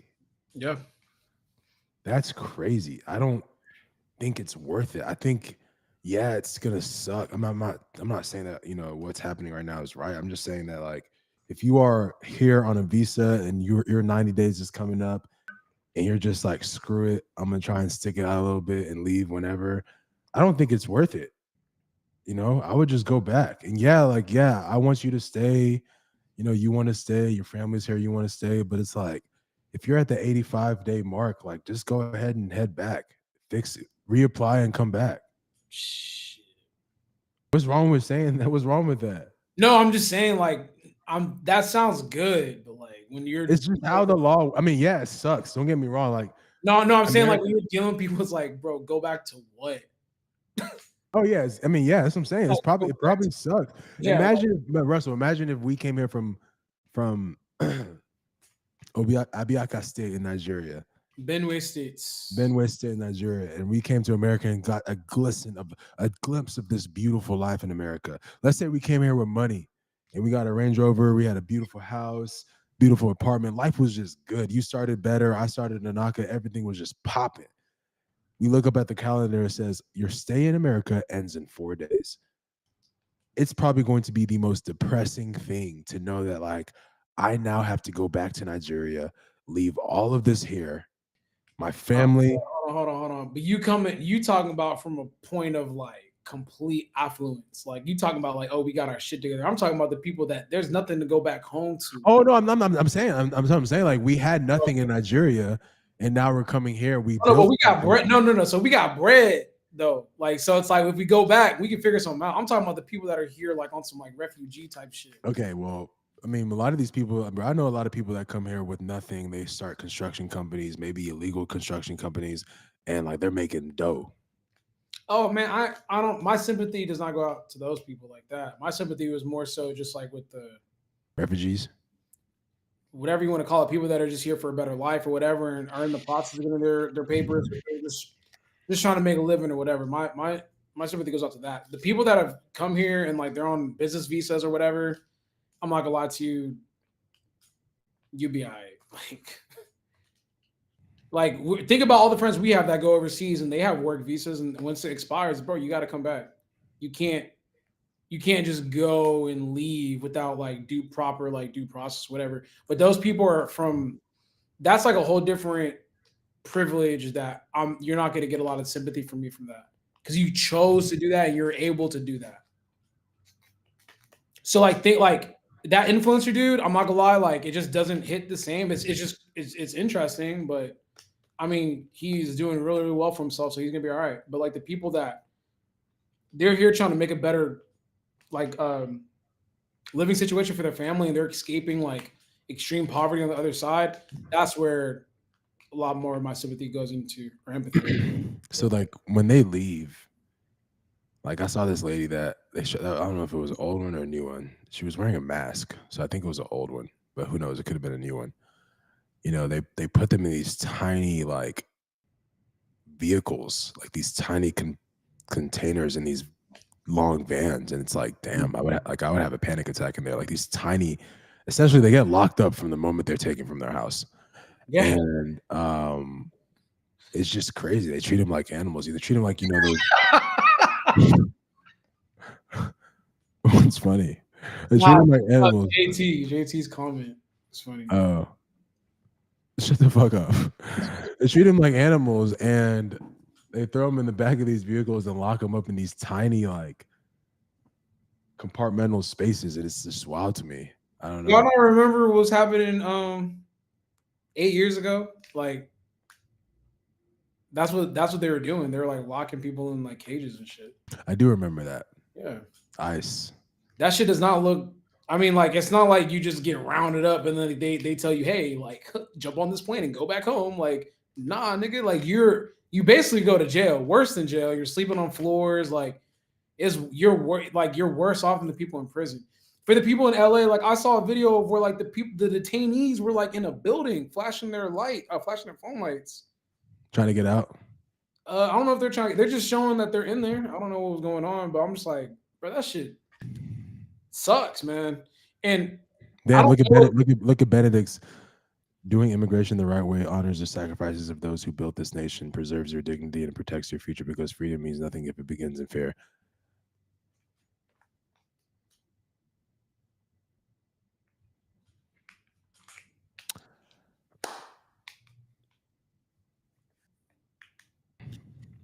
yeah, nah. No, yeah, nah, though.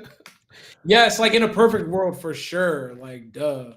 But like, I wish the world was that black and white. It's not. I feel like. Also, we black people don't even get that. Yeah, see, like that sounds great for like people to make that statement, but like we help build this country and we don't get we weren't afforded the same rights until shit we who knows if we're even there right now. So like I would agree if both sides honored that, but that's not how it works. Carrie's statement is just like I feel like that's bannable.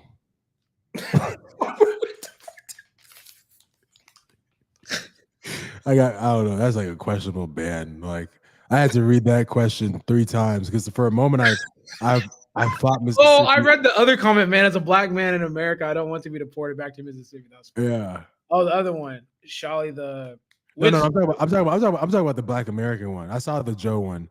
Joe, like the Joe Budden of the podcast. No, Joe, white Joe, my friend Joe, Benedettini. Oh, what? Well, how does he? Oh, he thinks like. I don't know, man. Don't y'all? I mean, y'all. I mean, this is what y'all voted for. I didn't vote. Oh, you didn't? Nope. Oh, okay. Man, as a black American, I want to give you the board. That's funny as fuck. Yeah, I like Benedict. That comment is dope. It's just I don't think that's how people view. I don't think that's how the government views us. Like, think about all the races that put in a lot of work to get something done in this country, and how they're treated outside of that. You know what I mean?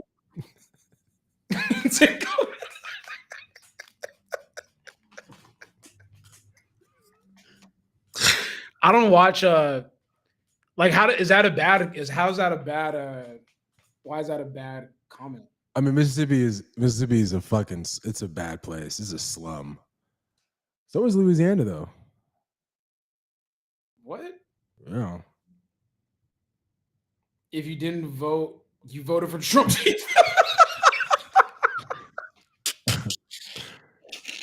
Yeah.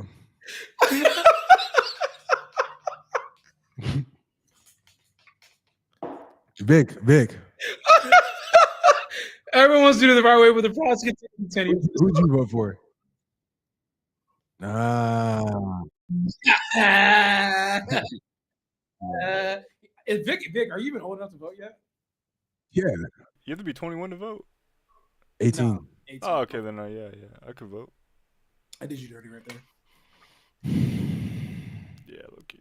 Yeah, so everyone wants to do it. There is no right way. There is a right way. My parents, That shit don't exist, man. our parents did it. That's the right way. But it doesn't exist no more, man.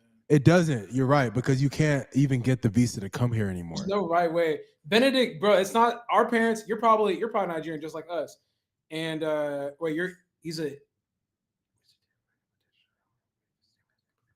yeah, that process doesn't really exist no more, dog.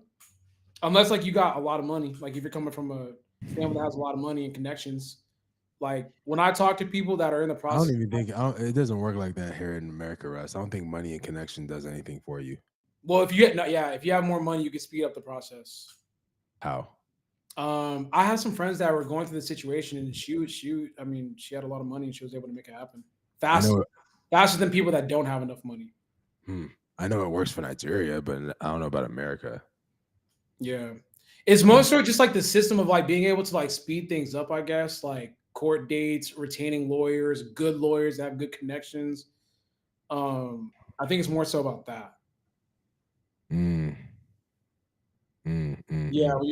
Right way is easier to say when you come from money, but like a lot of people, when you're escaping like crazy shit, I mean, what is the right way? It's such a tough topic because immigration is. I support legal immigration. I can't sit here and say I don't support legal immigration. I support legal immigration for sure. I just think that like I would really need to sit down and dissect and dive into like what is legal immigration today versus legal immigration of the past. Because, for my parents, I know that it was easy for my dad to say, EIN, LLC, I'm here to make America great with my old business. Boom. Give me everything. Give me work visa. Give me whatever visas for my employees, et cetera, et cetera. He had it. He did it. He lived that life probably for like 10 to 15 years before he became an official citizen. So I saw him do it that way. Every time he wanted to renew his work visa, it was very easy for him. Same thing with my mother. So like that's the legal immigration that I witnessed. What I'm hearing today is that doesn't exist anymore. So if that doesn't exist anymore, that's interesting. That process. But the thing is, legal immigration sucked under Biden too. What did you say? Legal immigration sucked under Biden too. No, yeah, this is something that America's always struggled with. This immigration has always been like a big issue that's kind of tough to tackle. Because it's not like a one size fits all type of situation, it's not that simple. What's up, Jay? But a big issue here is many immigrants are being lumped into one bucket, which I think is true. There are green card holders, legal students who have overstayed their visas, and people who illegally cross the borders. Yeah. So interpretation of law and what is being done is two different things. For example, a permanent resident should not have to be afraid of going to church with risk of being captured. But yeah, it's up. I agree with Jesse. What do you say? I think we need to be very specific on who we're labeling as an immigrant, because my dad was essentially a permanent resident, right? Because before he became a citizen, he was a permanent resident. Yeah, I'm not. A lot going on, man. It just seems like there's a lot of things that are just like happening where it's just a little bit unprecedented. I just don't want it to be one of those situations where like we find out that I'm not gonna say that. No, you can say it. You don't want to say it? No, I just hope that like we're labeling immigrants the right way. Yeah. Because if man, I just feel like, you know, if you've come here and you've overstayed your visa and you know it, but you're getting upset that you're getting deported, but you know that your visa has been expired for 6 months, like, yeah, I'll be upset with you. If I'm your friend, if I'm your boyfriend, if I'm your friend, whatever, and you get deported on my time, you know, because well, your visa expired 2 months ago, and I was kind of hoping with you that you didn't get deported. Then one day they show up at our apartment, you're my roommate, and they take you away. Yeah, I'm gonna be sad. I'm gonna be really upset. I'm gonna be depressed. I'm gonna cry with you. But I think for me, it would probably wake me up to like maybe advocating for like better immigration laws as a friend and also as a human being, because I don't want that to happen to someone else in the future that I know. And then two, if I do have a friend like that, just kind of like telling them that, hey, like, you know, it's probably not worth risking your ability to ever enter this country again, you know, just to avoid. Bro, I have a family member. This is a great topic. I have a family member that was deported. I have an uncle that was deported because he came here and, you know, he was on a work / whatever visa, and he came here, purposely overstayed his stay, got a job, you know, tried to marry an American, and tried to marry an American, and you know, the marriage didn't work. The marriage didn't work out, and you know, eventually he got detained by ICE and got deported. And bro, now he's in Nigeria. Emojis are so Now he's in Nigeria, and now he'll never be able to come. He can never come back. He's permanently banned.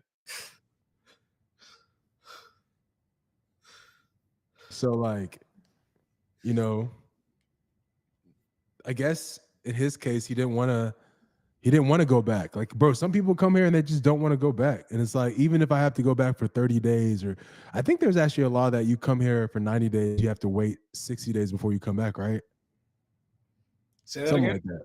You come here for Jay just kind of said it, and that's why I'm like, this whole situation is just kind of hard to talk about, because it's like, bro, we don't come from those type of like desperate situations. So we're sitting here, or like I feel like people sit there and talk from such a big place of privilege, like free Shawley people.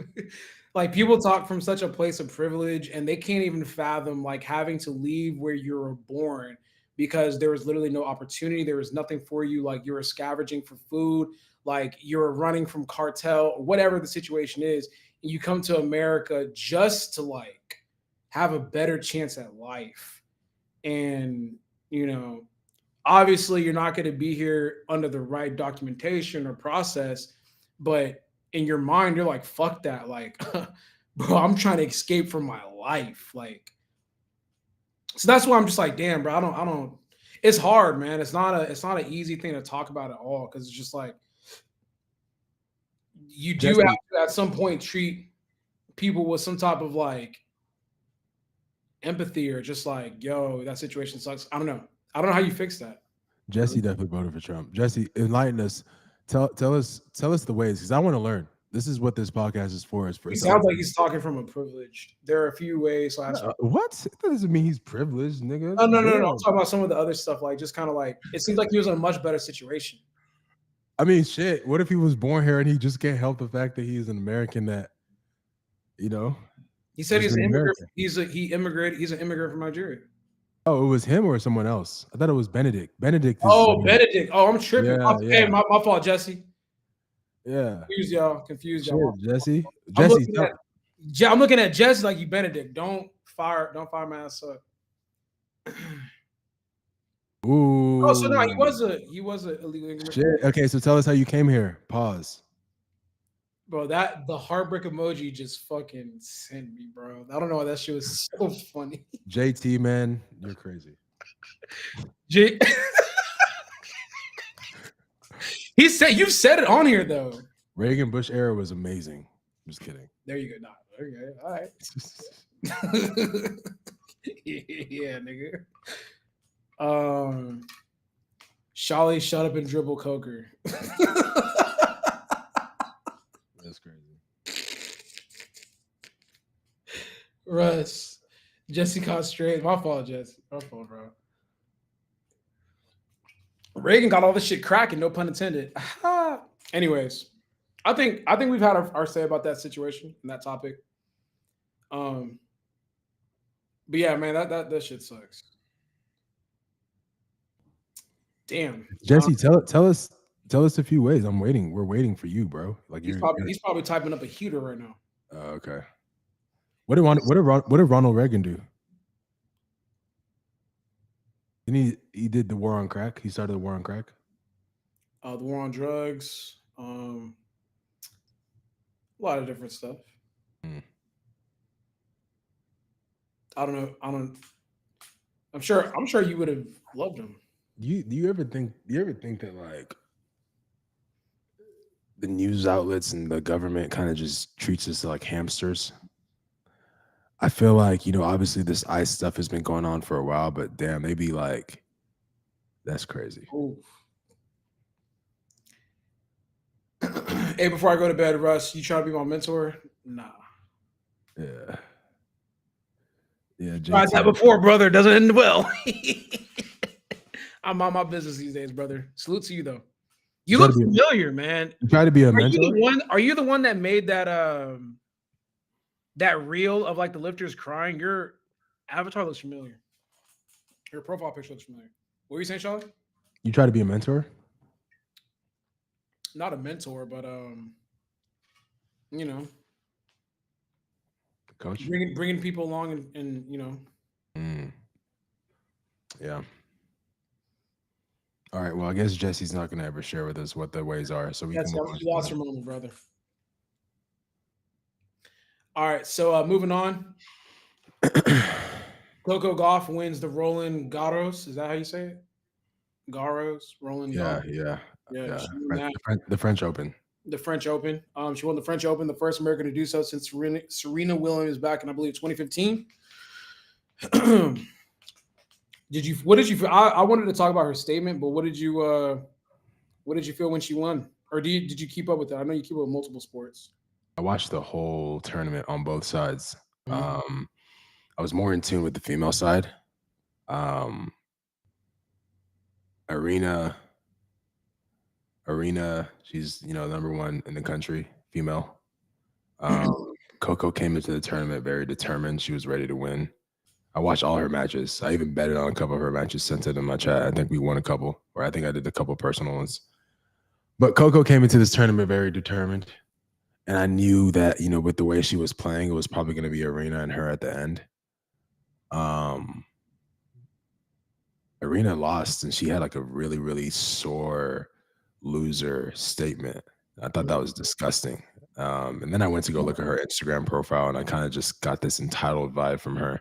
So it kind of made sense. I hate that she did that because now she's like kind of forever tarnished in my view. I used to respect her a lot as like an athlete, because, she's just the number one in the world. But, that comment she made yesterday was kind of, it was sick. I don't think she ever bounces back from that. I think a lot of, regardless of your race, a lot of people lost respect for her because of those comments. And I know there's a slight language barrier, but like, I think she knew what she was saying. That was. Where is she from? Russia. Okay. Yeah. So like some country in Russia. So, yeah, she made a really sick comment. I thought that was sick. Well, I lost some respect for her, and she basically said that Iga would have beaten COCO. No. What did she say? No, she said that she made a lot of mistakes. No, she said that COCO didn't win because she was a better player. COCO won because I made a lot of mistakes. Okay. Crazy comment. Yeah. Crazy comment.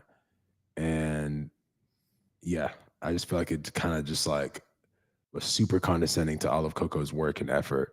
And yeah, COCO won fair. I mean, COCO won fair and square, bro. She came back. She was down. She came back, and I bet on that match specifically live, and I took a plus 130 on it. Made a lot of money, and yeah, she hooped.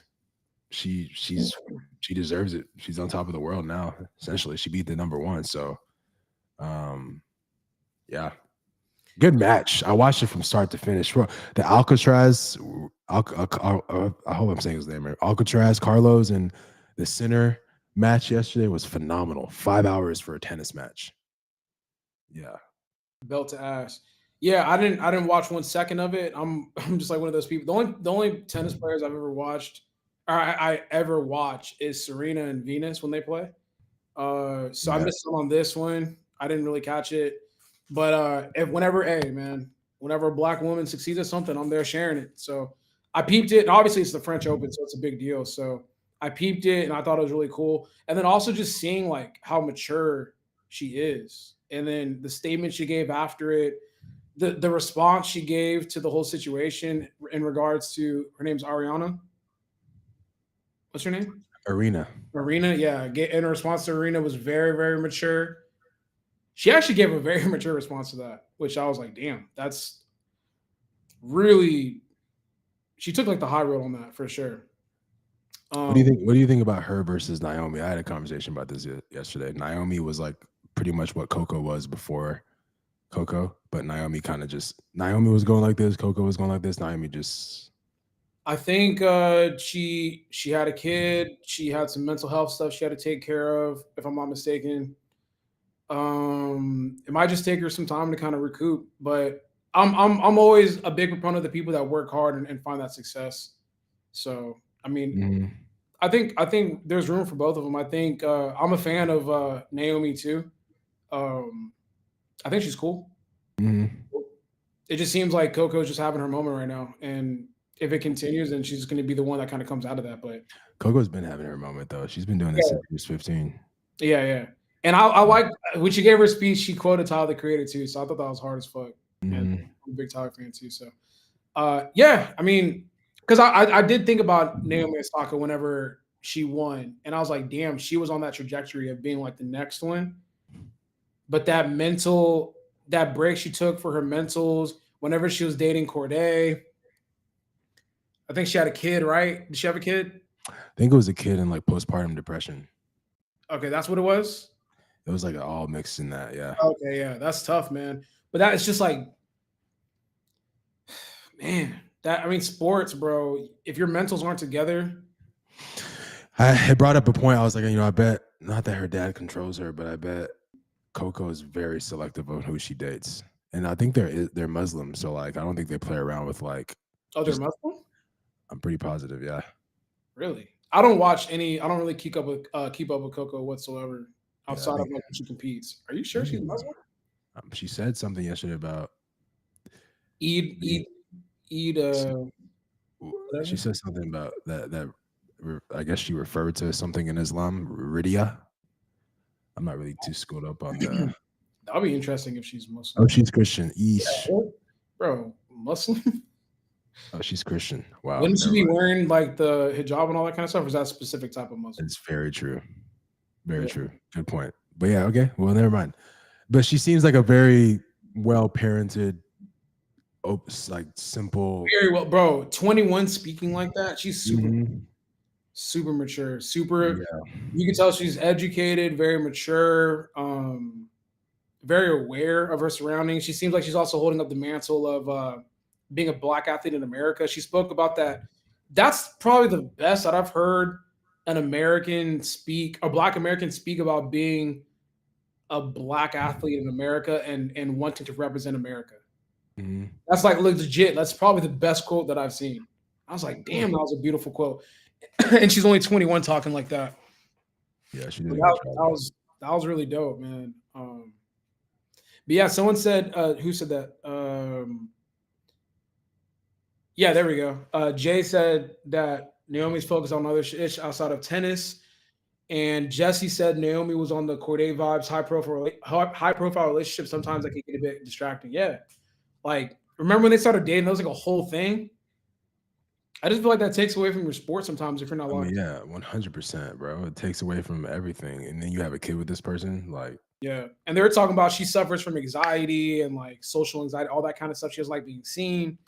So, I mean, that could definitely show itself on the court. Like, Mm-hmm. and it just seems like Coco's just locked all the way in. So Roberto said something about Portugal and Spain. I did not watch that, but yeah, congrats to Ronaldo. That's good. mm, They're doing the World Cup qualifier right now, which is pretty cool. you should watch more track and field if you like Black Americans speaking like that. Yeah, I probably should. Probably should keep up with that more. Yeah, that was a good moment. Let me see the next topic we got here. All right. Simone Biles versus Riley Gaines. I'm not gonna lie to you, this was kind of on the fly. I did catch a little of it. I'm not sure if you're able to kind of like look up any research about it. If the chat can help us out as we're talking about it, please inform us. But it seems as though Riley Gaines was talking about maybe a transgender athlete placing and not being happy that a transgender athlete was able to compete with women. And Simone Biles basically just got on her ass about it. However, she did make a comment that got people a little turned off as to what she was saying.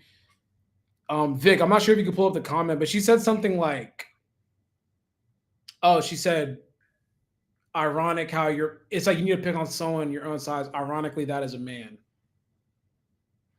She said that to a woman. Yeah, that was. I didn't like that. Yeah, that was she was cooking and then she said that and it was like, oof. Yeah, I don't know. Sometimes these people like, I don't know, man. I wish. Well, I'm sure she didn't mean it in that way. Like it was literally like you literally just put your foot in your mouth type situation. I feel like she thought she was like 9 in a row from deep, and then she took like a shot from like half court and missed it. Yeah, that was bad. That was really bad. Yeah, that was a really bad comment. She's getting eaten up. She's getting eaten up about that for sure. Yeah, that was bad. What's wrong with her saying that? Well, she was standing up for transgender women and then said that this girl basically looks like a man. So that kind of took the wind out of it. That's just one of those ones where like you maybe you haven't been checked in a minute and you just start saying stuff, but you just think that like there's no repercussions of saying stuff like that, and then you realize when you say stuff like that there are a lot of repercussions. She's definitely like suffering for that for sure.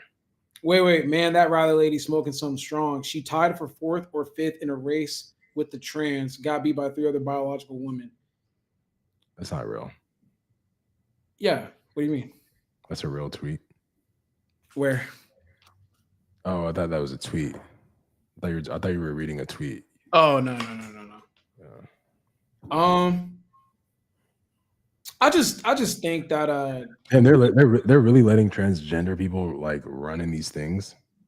It's been a thing for a couple of years now, man. What? Remember, this hit home for powerlifting for a little bit. There's this transgender, I think, woman that wanted to compete in Minnesota, and the USAPL was like, nah, like you can't do that. We're not going to allow that. And she took him to court and she won. And then the USAPL was like, all right, well, we'll just pull powerlifting from Minnesota. Do you stand with? No, I don't. Not that. I think that I think people need a safe. I think people need a safe space to compete, for sure. But I just the science, man. It's just not. It's not. Hell no. I would never. I don't care how or what people say. If I get canceled for this, I do not support transgender people competing. And I think that they're not born in. I think that they should definitely have a space to compete. If they want to compete, they should be an athlete. If they want to be an athlete, but I think a space needs to exist for them to do so. It just shouldn't be with biological women. In my opinion, it just doesn't. It's not fair. It should either be transgender league or compete with the people that you were born as. Yeah, like I'm all for transgender rights and equality and all that kind of stuff, but when it gets into things in a space where you're physically competing with people, I think that we need to like use like science and I just think it's just not fair. People actually argue that like transgender people should compete with like a transgender male should compete. A female that turned into a male should be able to compete with males. People argue that. Yeah, for sure. They argue that. Yeah. I don't know. I don't think that's right. I'm not gonna lie to you. Like Bro, I think a lot of people like I don't it's not even a politic thing. It's just like, bro, like chill the fuck out. it just shouldn't that shouldn't happen. I would be so pissed if my daughter was running track and she got beat by a transgender male. Well, it's a nuanced topic, but I haven't seen too many real efforts to make transgender friendly sports leagues. I know I don't buy I know I don't buy well, I don't know. I don't want to buy to see women. I don't want to see nobody want to see women competing against somebody that went through puberty. Yeah, I just think that I think efforts need to be made to create a safe space for them to compete. Yeah. Like I said, I'm just not a fan of like I know there were some like MMA matches where there was a transgender is it transgender woman? Yeah. Transgender woman was shit cracking skulls of other women. That's so messed up, man. Yeah. In mixed relays and track, you could clearly see the difference in speed between men and women. Yeah. I mean oh, even going to the story, who's the woman that just like lost her title this past Saturday? Juliana. She was talking about how she fought a coworker, like a male coworker, and got her ass beat. And she is a UFC. Well, she was a UFC champion, and a man beat her ass that like has nothing to do with fighting. Hey, he doesn't fight. And she just said that like the physical difference between a man and a male is so pronounced that like I'm a trained UFC fighter, and this man that like is just a man just beat the shit out of me.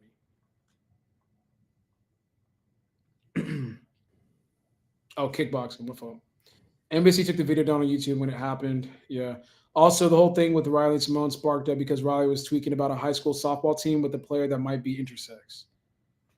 Okay. Yeah. That's sick, bro. A fucking transgender female playing softball.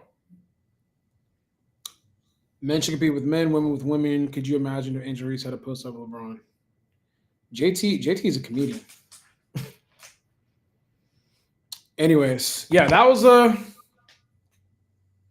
feel like sometimes, man, just just keep it off social media. That backfired big time. She's getting a lot of heat, but I think it'll go away soon. The lines shouldn't be crossed, man. I think if America allows that stuff, we start allowing that stuff to happen, man, we're doomed. It's already been allowed. What you mean? Yeah, I mean, if it continues to grow. You know that like that one transgender swimmer? Yeah, I heard about that. Yeah. Yeah. I just think, man, yeah, we gotta get that figured out because I think that's where a lot of people start being like, all right, man, like we're not trying to take away y'all's rights or anything like that. I don't think it's not that. It's just like we got to figure out a fair way for you guys to compete, so it's not,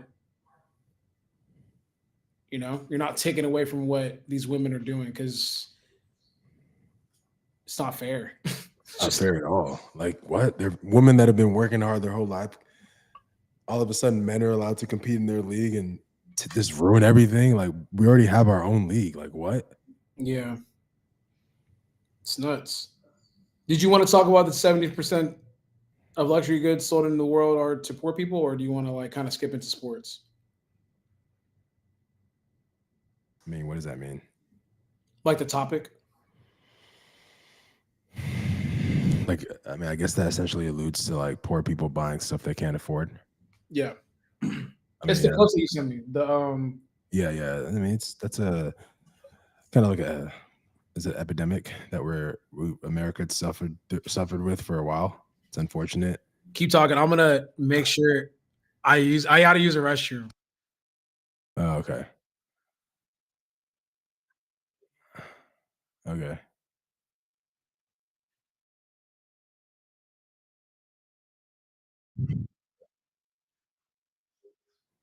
Mhm. Yeah, being sold to people that are poor. So I guess. Yeah, Brandon said it. Credit cards, like overspending on your credit card to buy stuff you really don't need. Yeah. You think you have the money, but that's just credit. And then when it comes time to pay it, you're like, Yeah. you know. Credit cards are traps, man. It can really, if you're not responsible and you cling to the lavish lifestyle and you want to sell this image to people. I mean, I know a lot of people that buy things that they shouldn't be buying. You know, I can't speak. I was one of those people at one point, but like, yeah, it's really easy to fall into that trap of like keeping up with the Joneses and just buying shit that you shouldn't be buying. That's a crazy statistic. 70% of luxury goods sold to poor people. That's just like that's what's wrong with America. And these are the people that tend to complain about, you know, shit being a lot of these people will complain about how shit's hard and how things are tough in America, but in reality, like, even if you just don't buy Starbucks, like if you invest in a good coffee machine and if you just have discipline and refrain from buying Starbucks every morning, I think that alone is like $12,000 a year. And there's so many other things that if you had good discipline and a budget, you could, find your way out. But I think a lot of people, complain just to complain when there's a lot of changes that could be made to help their situation. You shouldn't be buying designer. You shouldn't be buying a $2,000 purse from Louis Vuitton. Let's say you see a Louis Vuitton purse that you like at the mall, and like your objective is to buy it one day when you save up enough money. If your paycheck is like $4,000 a month, you shouldn't be buying a $2,000 Louis Vuitton purse unless you just like saved for years. And like, I don't know. I still don't think that's even something that you should buy. I mean, correct me if I'm wrong. If I were you, I would buy the reps, bro. Buy a rep for $100, $200. It looks just as good as the new ones, and you can get that same satisfaction. You do not need to be buying no Balenciaga, Louis Vuitton if your paycheck is $4K and these products are $1,000 to $2,000. But that's sadly what happens. Yeah, I think it's just poor people. No one wants to look like they're rich more than poor people. Mm-hmm. And unfortunately, like when you've never had anything, all you do is fantasize about having something. So the second that you have enough to get it, you're gonna get it. And if you don't have financial literacy, any of that kind of stuff, like it's just gonna be a never-ending cycle. And that's what marketing is about. It's like showcasing that, hey, like you need this in your life. Like if you think about it, like what are all like the big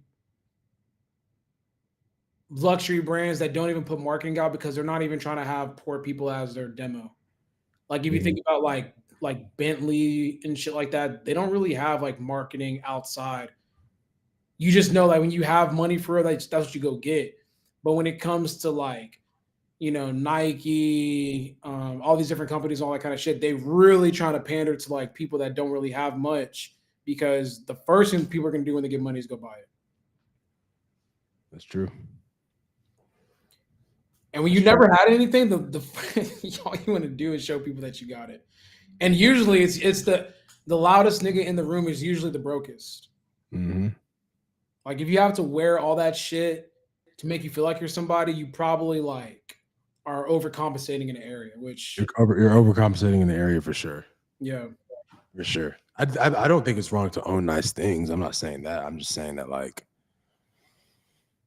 if there's one thing I've learned in life is just to live well under your means, man. That nice shit don't even really be like you get it, and then once you get it, you normalize it. Yeah. Like the second you get it, it's just kind of whatever. Like if you're younger than me, man, and you're still up and coming in your 20s, as you get older, like what Carrie just said, like you definitely reach an age where you just feel like the things that you value in life is your comfort, mental peace, and just the ability to do as you please.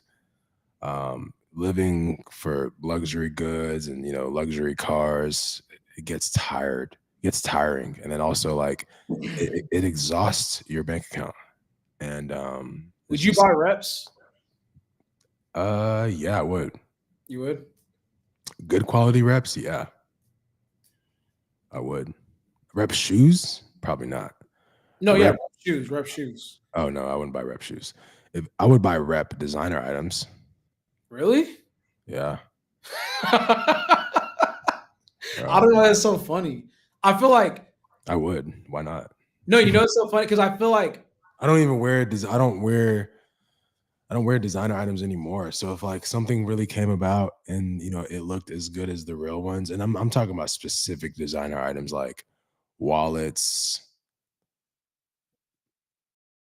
bags, maybe like travel bags. Yeah, I would buy those. I'd buy reps if they look good, if they look legit, and because I don't want to look like an idiot. If they look legit, I'll buy them. Yeah. Yeah, I don't do shoe wise. I think it's just 'cause, like I grew up with like that sneaker culture era. Like I just can't do reps. I need like the action, like the thrill of having it is different for me. So that's why I wouldn't do that. But I You'd be mean, surprised. A lot of the rich people that I know buy nothing but reps. yeah. Some people are into it. I think it just comes down to what you personally value. Like for me, sneaker culture was more about. I mean, I don't really do it anymore because sneaker culture is kind of dead. But like before, there was like prestige in having something that was like very rare. Now, if you could just replicate it, the value just kind of goes to shit. So it's not as important anymore.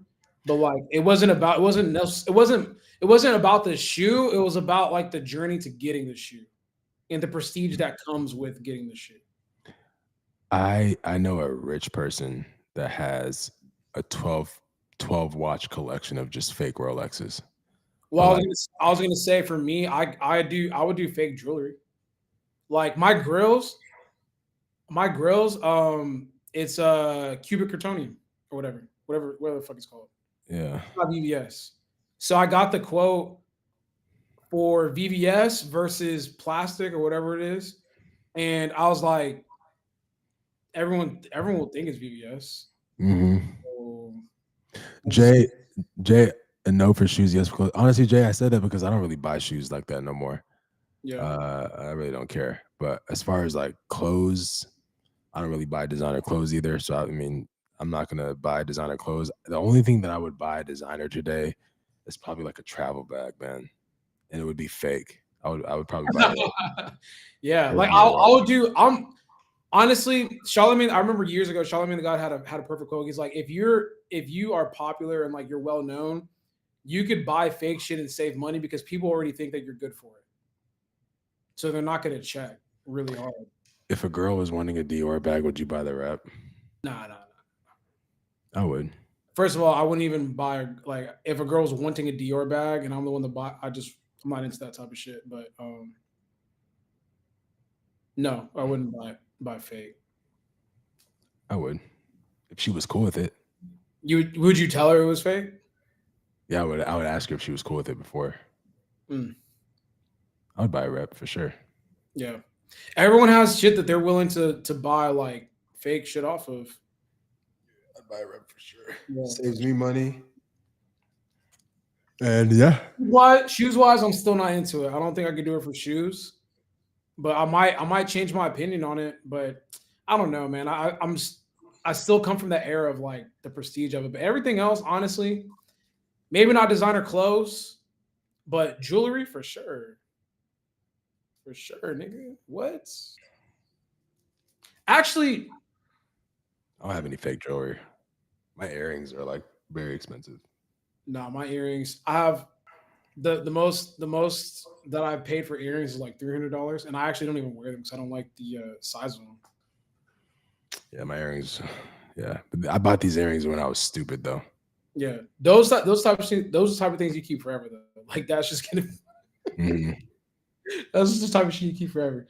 But yeah, like jewelry for me is not that serious. So like I would buy some fake shit, but I'm not like a big jewelry guy. But my grill, like my bottom part, that shit was 1,200, if that. It was fake. Yeah,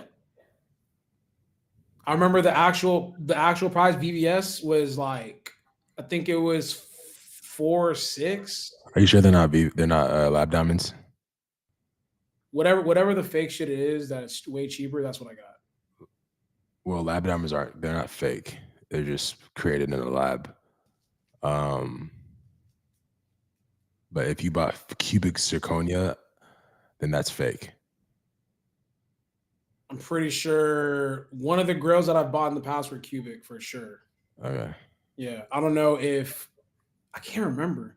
But it wasn't expensive. It was like $1,200 for $1,200. I can see that being a lab diamond grill. Okay. But anything lower than that, like within anything lower than like 600, 500 is probably cubic zirconia. Yeah. Some moissanite.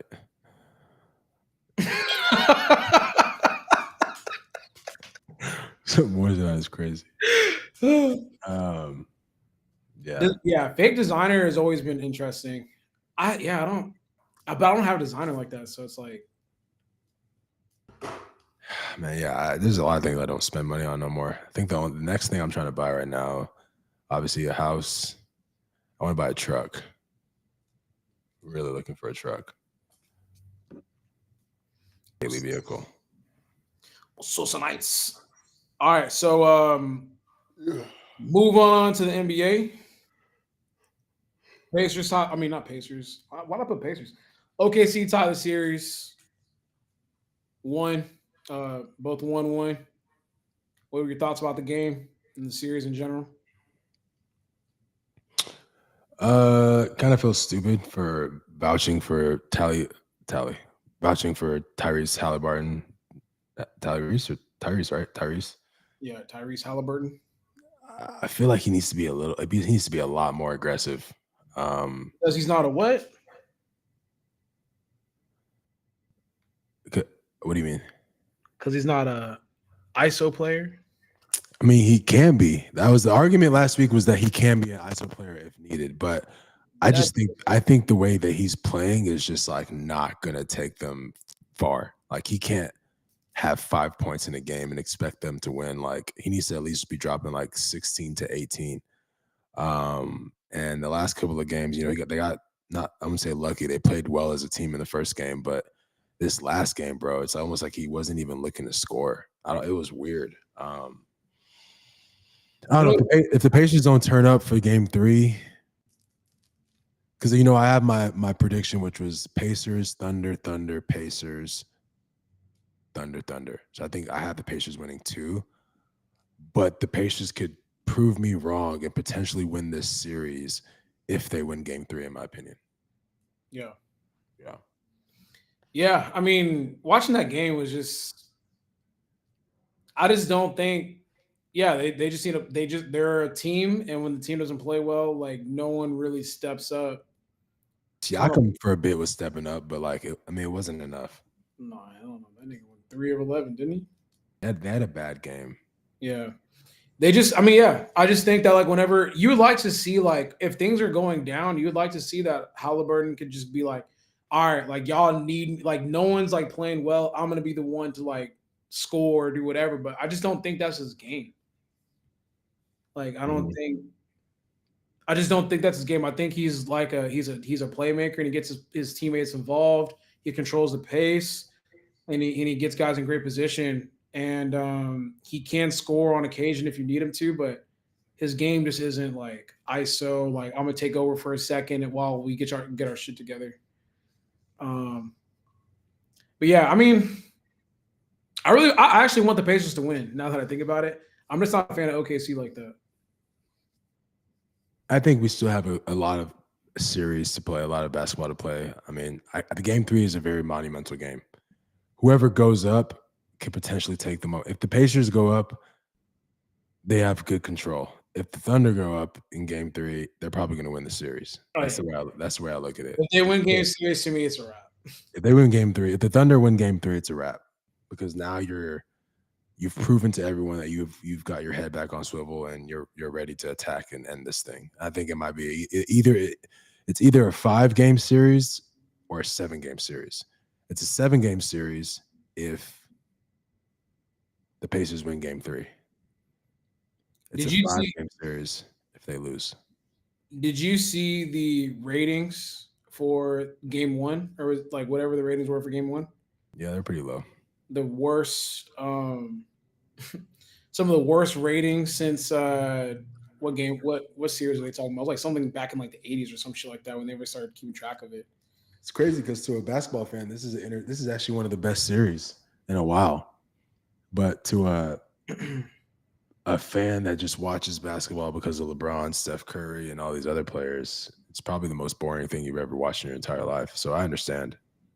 Yeah, that's what I was trying to get at. Like, it's gonna be fun for us to watch, just because like these are solid teams playing each other. Mm-hmm. Think about that era whenever it was like the Braun, KD, Kobe, like Steph era. Bro, you could go into like the gym, you could go to the grocery store, you could go to the mall. Everyone was talking about the series because everyone knew exactly what happened. Like the JR like not passing the ball or the JR like dribbling the clock out or whatever. Iconic moments that live on forever. KD hitting that jumper in Braun's face. Ray Allen scoring that hitting that three to send the game into overtime. Like, bro, that's something everybody in the world was talking about. Now, like, I don't even know if people know who's in the fucking finals right now. I mean, yeah, I think the NBA is competing for a much tougher crowd. And when I say that, I mean that, like, we were more locked in as kids because a lot of us, we were outside babies. Like, we played outside, we played sports, we were in tune with like wanting to become the next LeBron, the next Michael, whatever, the next Kobe, the next Michael Vick, whatever. Nowadays, there's so many distractions when it comes to like kids, teenagers, whatever, that like a lot of them aren't really locked in. If they play a sport, they may watch a couple of NBA games or NFL games from time to time, but they're not really locked in on sports like we were. And I think you're competing with a tougher crowd where, a lot of these kids don't really care to like watch that. Maybe they'll watch the highlights or they'll check in every now and then, but most of them are either playing video games, streaming, or watching something on YouTube. Like, they're not as in tune. This transition the NBA is going to make with these new players, I don't think the NBA will ever get back to where it was when it was like peak LeBron, peak Kobe, et cetera, et cetera. I think we're just going to have to settle for this new norm. Yeah. Yeah. Yeah. And we might have just as much talent, even more talent, but I think we're just going to have to settle for this new norm. And Adam Silver is going to have to make maybe budget cuts to like match the new era of the NBA, which is $5 million is going to be considered a good watch night. Well, I was gonna say too, like with the NBA making cuts, have you noticed how trash the coverage of the finals is? It's really bad. It's like they don't do pregame anything. All they do is like fucking talk to the analysts and shit. I'm talking, and then also like when the game actually starts, they don't show the introductions.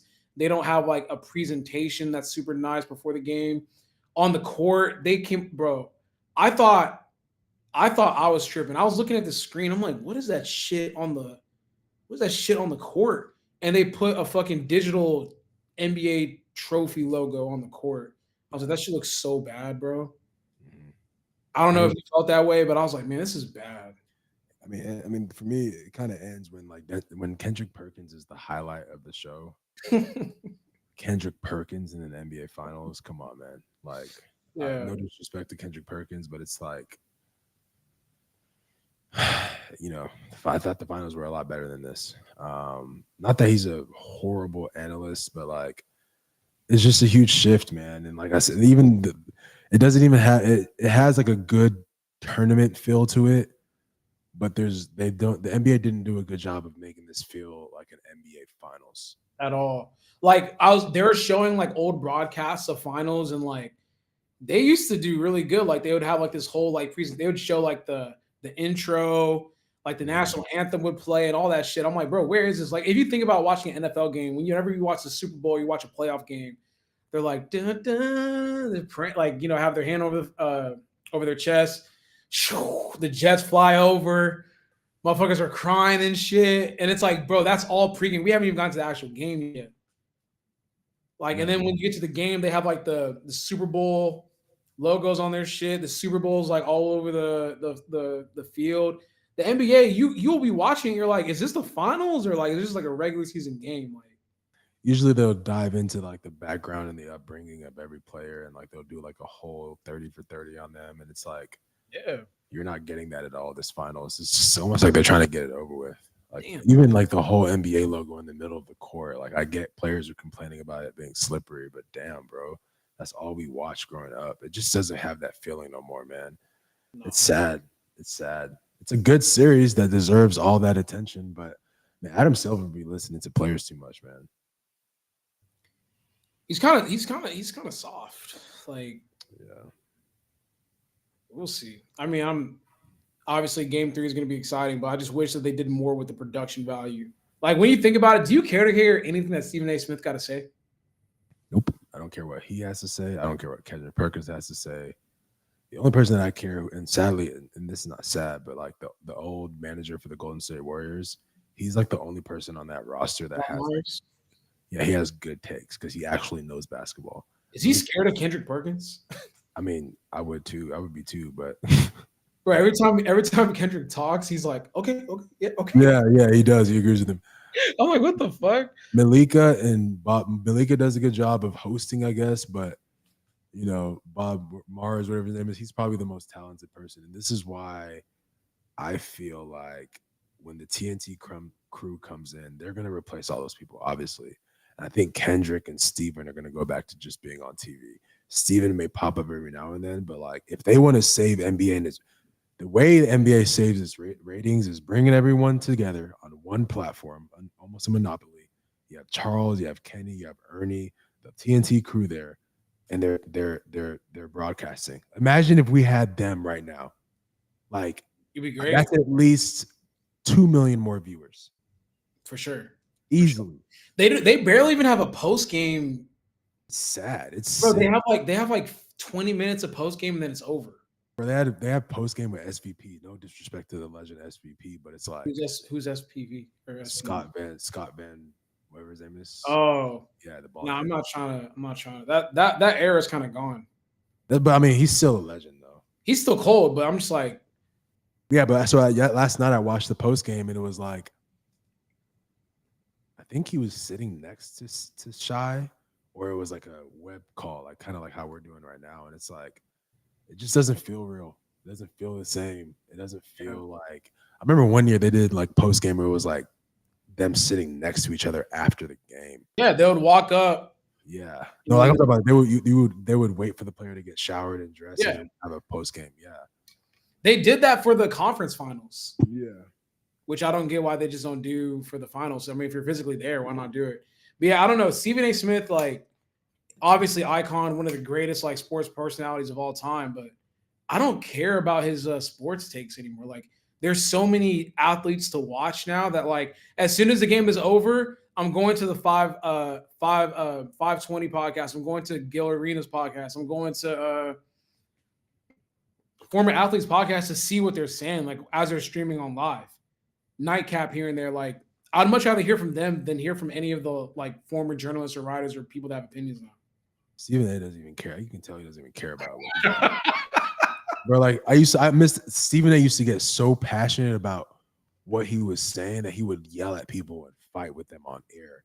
Now it's like you can tell that he probably half-asses the report, half-asses the review, and this kind of makes these blanket over like these general statements that don't really like move.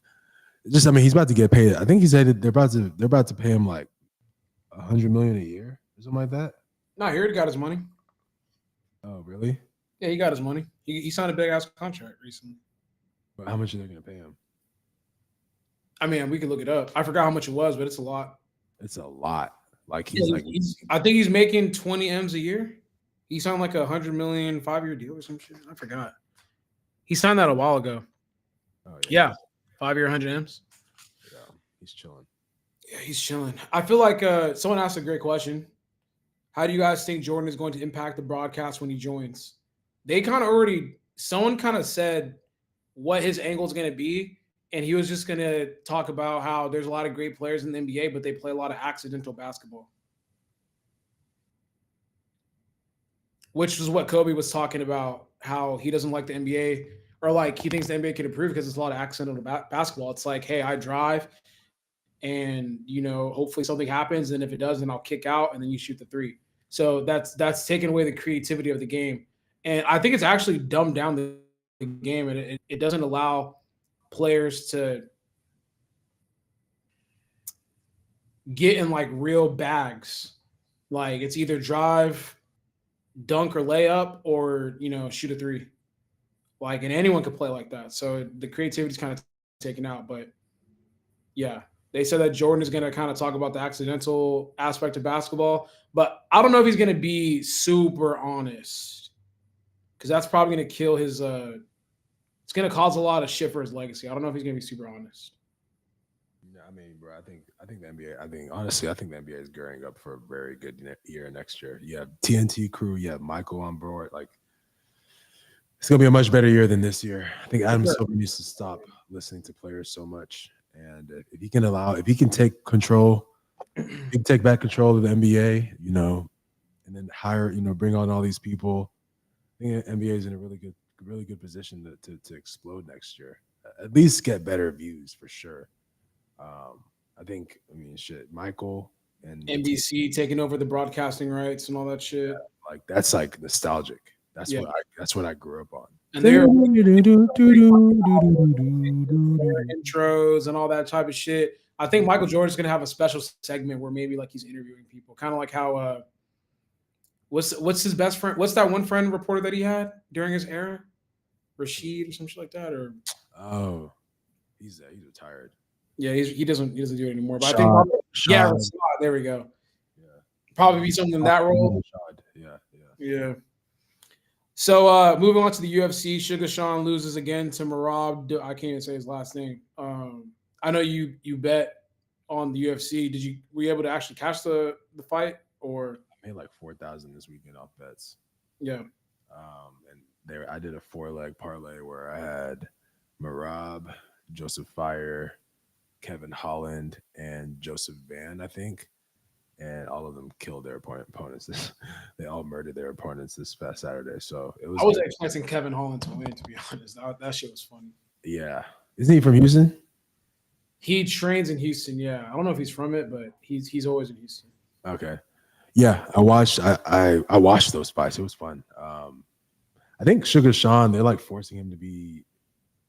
force him to be. You said this. They're trying to force him to be that American good fighter, but he's like just not that good. No, it's not that he's not that good. It's just Merab is just way better.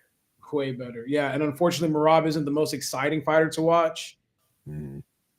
And Shug is like very exciting. Honestly, I think what happened is that people probably don't remember this, but Snoop Dogg commentated one of his fights or some shit like that, or he did something where he was talking about Sugar, and then he went viral, and the UFC saw that he was like a superstar. They're like, oh shit, this kid has something to him. Like, he has a big following. People like fuck with him, and it was kind of giving that Conor McGregor 2.0 type vibe. Mm. So they kind of like speed raced him to like the championship. He won it, but I think he's literally running into someone that is the antithesis of what he is, like ground and pound, high cardio, like. Yeah, Merab just looked overall just way better in every single category. Yeah. Way better in every single category. I had another question. So Usman, what do you think about him fighting? I don't like that. I think he's tainting his bro. I love him, my Nigerian brother. I love him, but like I think he's done. Yeah, I mean, it's tough with athletes because they're the last ones to know that they're cooked, like. Bro, after the last fights that we've watched him, I know he was barely walking. Okay, so I will say this though. His last fight, he looked good, but it's like, is that going to get you all the way back to the title? Because like he's like one of the greatest middleweights of all time. Like, but I think these fights that he's continuing to do it, I feel like it just tarnishes your legacy, right? You're just getting your ass beat. Yeah, and like it's not even like a pay-per-view. I think we could just like tap in and watch it. Oh, really? It's not a pay-per-view? I didn't see a pay-per-view next to it when I saw it. Nah, chill out. Let me look that up. That's what I'm saying. Yeah, he got no knees, bro. Like, his knees are cooked. He has like African knees now. Let me know if it's. I don't think it's pay-per-view, bro. Isn't Buckley a nigga that's like good? Damn. Yeah, Buckley could crack. He's good, but like, he's not like. See, this is the problem though. So Buckley is building his resume He could crack, he could fight, but like Usman is like there to just kind of be the sacrificial lamb to now catapult Buckley ahead to start getting into the championship round and start fighting like the champion in their weight class. Yeah, I can see that. He's kind of there as like a sacrificial lamb, and it sucks to see like Usman at that level. Yeah, at that level. I'm like, damn, they're setting it up. It's the main event, no pay-per-view. Because Buckley isn't even a pay-per-view fighter, bro. Like, I watch Buckley. I fuck with Buckley. He be cracking, but I'm just like, bro, honestly, if he gets beat by Buckley, man, he has to retire after the fight. I'm not gonna lie. So he's 38 years old. Usman? Yes. Yeah, I think he just needs some money. Yeah. It's like one final salvo and just like kind of like hang low and move into because he's a broadcaster too. He's a broadcaster right now. He does a lot of commentary work for UFC. I always thought it was interesting that he promotes Young LA like hard. He's signed by them. That's what I'm saying. I think he just needs some extra money to kind of make his exit. But I think like Usman should be able to make light work of Buckley. At 38, at 38 though. Buckley is all just striking. Literally zero ground game, bro. Really? And bad cardio. So if Usman gets him on the ground, it's over. Yeah, 100%. But he has to get him on the ground. Big. Yeah, he has to get him on the ground. Is that this upcoming weekend? That's this Saturday, yeah. Oof. Shit. It's called UFC Atlanta. What? It's called UFC Atlanta? No, I fuck with man. Hey, you won't find too many bigger fans than Usman than us, bro. Shall you mute yourself?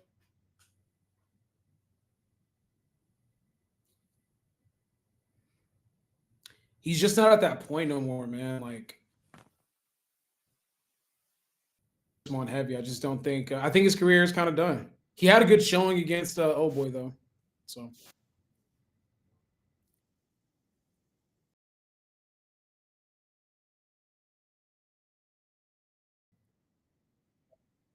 But so when he came back and fought him, he didn't look as crisp. And then he had another fight after that where I'm like, oh shit, man. I think age is finally caught up to him. He's 38, man. I mean, come on. Oh, his fight against Hazmat, like, I mean, that was just Hazmat didn't even look good either. So I said against Hazmat, he actually looked okay. It's just Hazmat's just a fucking monster. Yeah. Yeah. So like he looked okay. But a fight he wasn't gonna win for sure. No, never. But with going against Buckley, like that is his legacy is so far ahead of Buckley, like it's kind of disrespectful. But like I feel like Buckley, it seems like they're trying to position Usman to be a stepping stone for Buckley to now enter that higher echelon of fighting, like into main events and shit like that. Oh, for sure. He's just gonna be the sacrificial lamb to like a lot of these younger fighters. If he continues to fight, I don't know how much he has left on his contract either. Like how many more fights he has to do. He got to stop at some point because it's just like hang it up, man. Yeah, man. I don't like seeing fighters go out like that. Same thing with Izzy. I think Izzy retired, right? Or he's still trying to fight one more time. Is he really? Oh man. Izzy looks fried, man. I don't like seeing him like this. I think he should hang it up himself too, to be honest. Yeah, I think so. After that, he got knocked out by Pereira, and then won after that, and then lost to Strickland, and then lost to Duplessis. Yeah, and then lost again, right?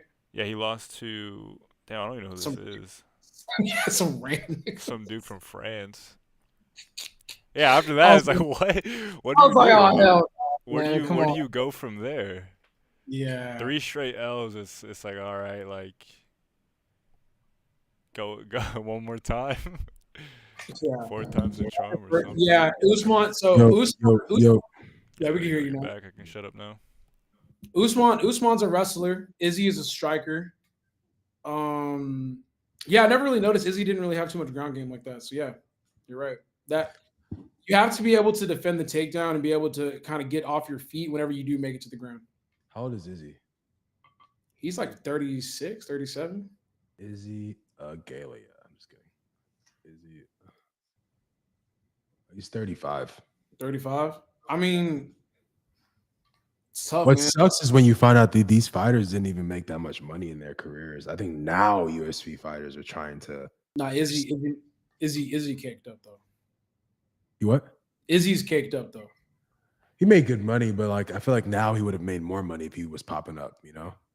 Nah, he made good money. He's one of the fighters that made good that hit that wave of making great money. He was a big draw, and he was a big draw for a long ass time. He was. He reigned for a while. Yeah, with the whole anime shit, being the style, Yeah. vendor, all that kind of stuff, the sponsorships, I mean, honestly, like his shit would be sold out. It would always be like a big thing whenever he won. He's one of the fighters that made it out fine. Bro, we went to Miami and watched him like kind of like come back for like one fight, and then after that he fell off again. But yeah, caked up is pretty wild. I'm not gonna lie. My fault. Yeah, my fault. I remember we went to that. So what happened to the nigga he beat that he knocked out that day? Is he still good? Yeah, he's damn near the face of the UFC right now. Pereira. I mean, he's still the face of the UFC basically. Outside of like John Jones and a couple other people. But I think even him, he's older too. He's like 30. What is Alex Pereira, like 35, 36? I think he's like older than Izzy. So I feel like a lot of these guys are kind of phasing out a little bit. There's that one fighter too from Houston. Pereira is 37. 37, damn.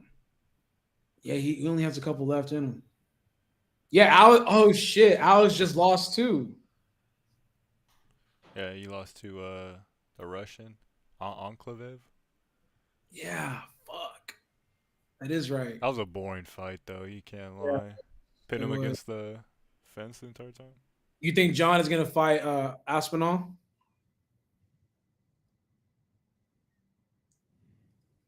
John got to retire if he ain't gonna fight. Yeah. I mean, he's the GOAT. Just retire. You don't have to fight John. You don't have to fight Aspinall. Would he win if you fought him? I want to see it. That's the fight I want to see. He talked about Francis. He talked about Francis Ngannou. I'm like, what the fuck?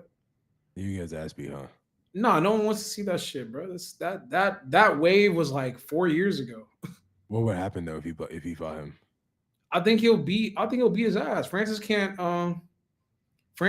wrestle. He's big as fuck and he's strong, but like also he's old. I don't know if he still got it like that. How old is Francis? I don't know. They be alleging that nigga like 45. He's 40. Man, no one wants to see that shit, bro. Really? Bro, I would want to see that. Did we ever see that fight? 40-year-old Francis Ngannou? 37 versus 38. Did we ever see them fight each other? Nah, it was supposed to happen like 4 years ago. They gotta give us that.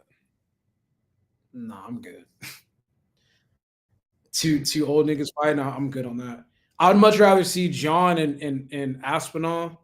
I don't think it's gonna happen because I feel like John feels as though there might be a potential that he might lose to him, and he doesn't want to fuck up his like undefeated GOAT legacy type shit. Because that's the fight. That's the fight everyone wants to see. John Jones has never lost. No, that's insane. He had and I remember I watched this fight. This is the first time I ever watched John Jones, and I was like, this nigga fights like a Dragon Ball Z character. He got disqualified for like an illegal elbow, I think, or some shit like that.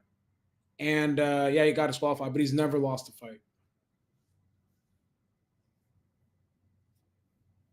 Undefeated. Aspinall is very nimble and he's very versatile. So I don't know. He's a big dude and can move really well. So I don't know. I think John is just like, he understands that maybe this kid has everything to gain and he feels like he has nothing to gain from it. So wasn't John Jones on like testosterone? He got caught. Yeah, he's been popped a couple times for like drug use and Do you think that a lot of these athletes take it and they just know how to not get caught? I'm talking about across all sports. You know what? I think you know that they're saying a lot of people are alleging that Braun is on shit. That's why I'm saying this. I think a lot of athletes, especially in football, take testosterone and they just know how to mask it. So I'll But say football this. players are like abnormally huge. Like, Nah, they're not. okay, yeah, they are.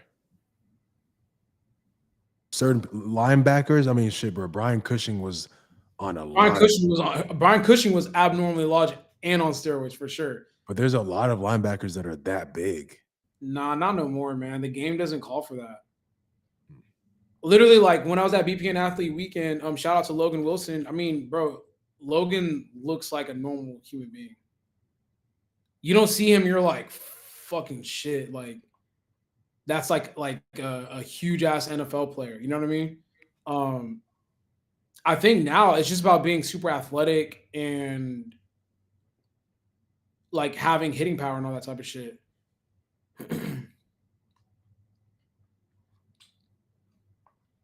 Like I feel like so what I was gonna say is I feel like more fringe players or like players that maybe not in the mix as much, they probably take steroids and use shit like that to kind of like be competitive.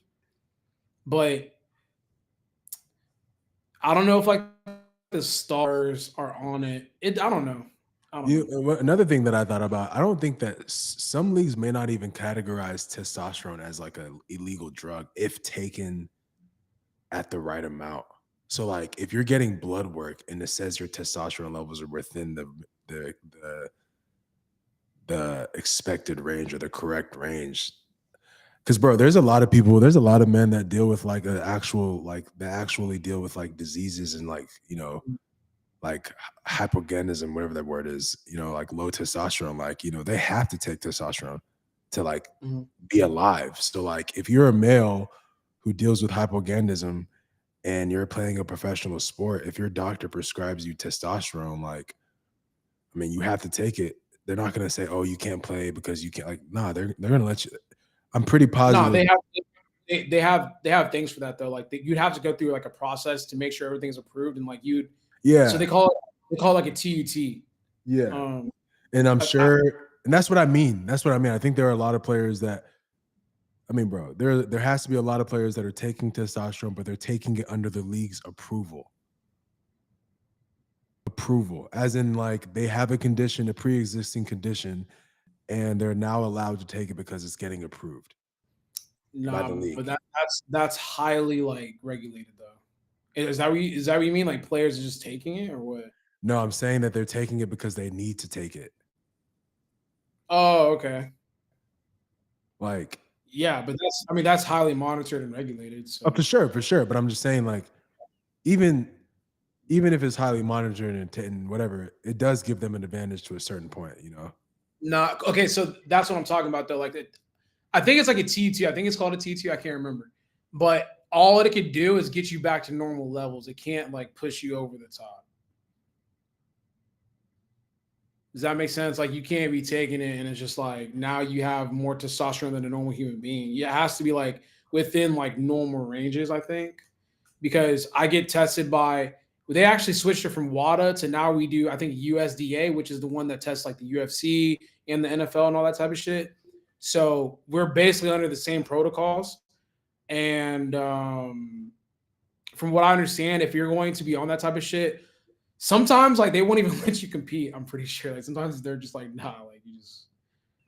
I'm saying that if you go through the league, your doctor and you go through the league and say, hey, I have a pre-existing condition that says that my testosterone levels are at like pretty much zero. In order for me to perform this sport to provide for my family, I need to take this medication to stay within the healthy range. They're not telling Roger Goodell is not saying, okay, well, you're a great player. We just can't let you play because you have to take this. No, he's saying that, okay, you can take this drug, but make sure it's monitored.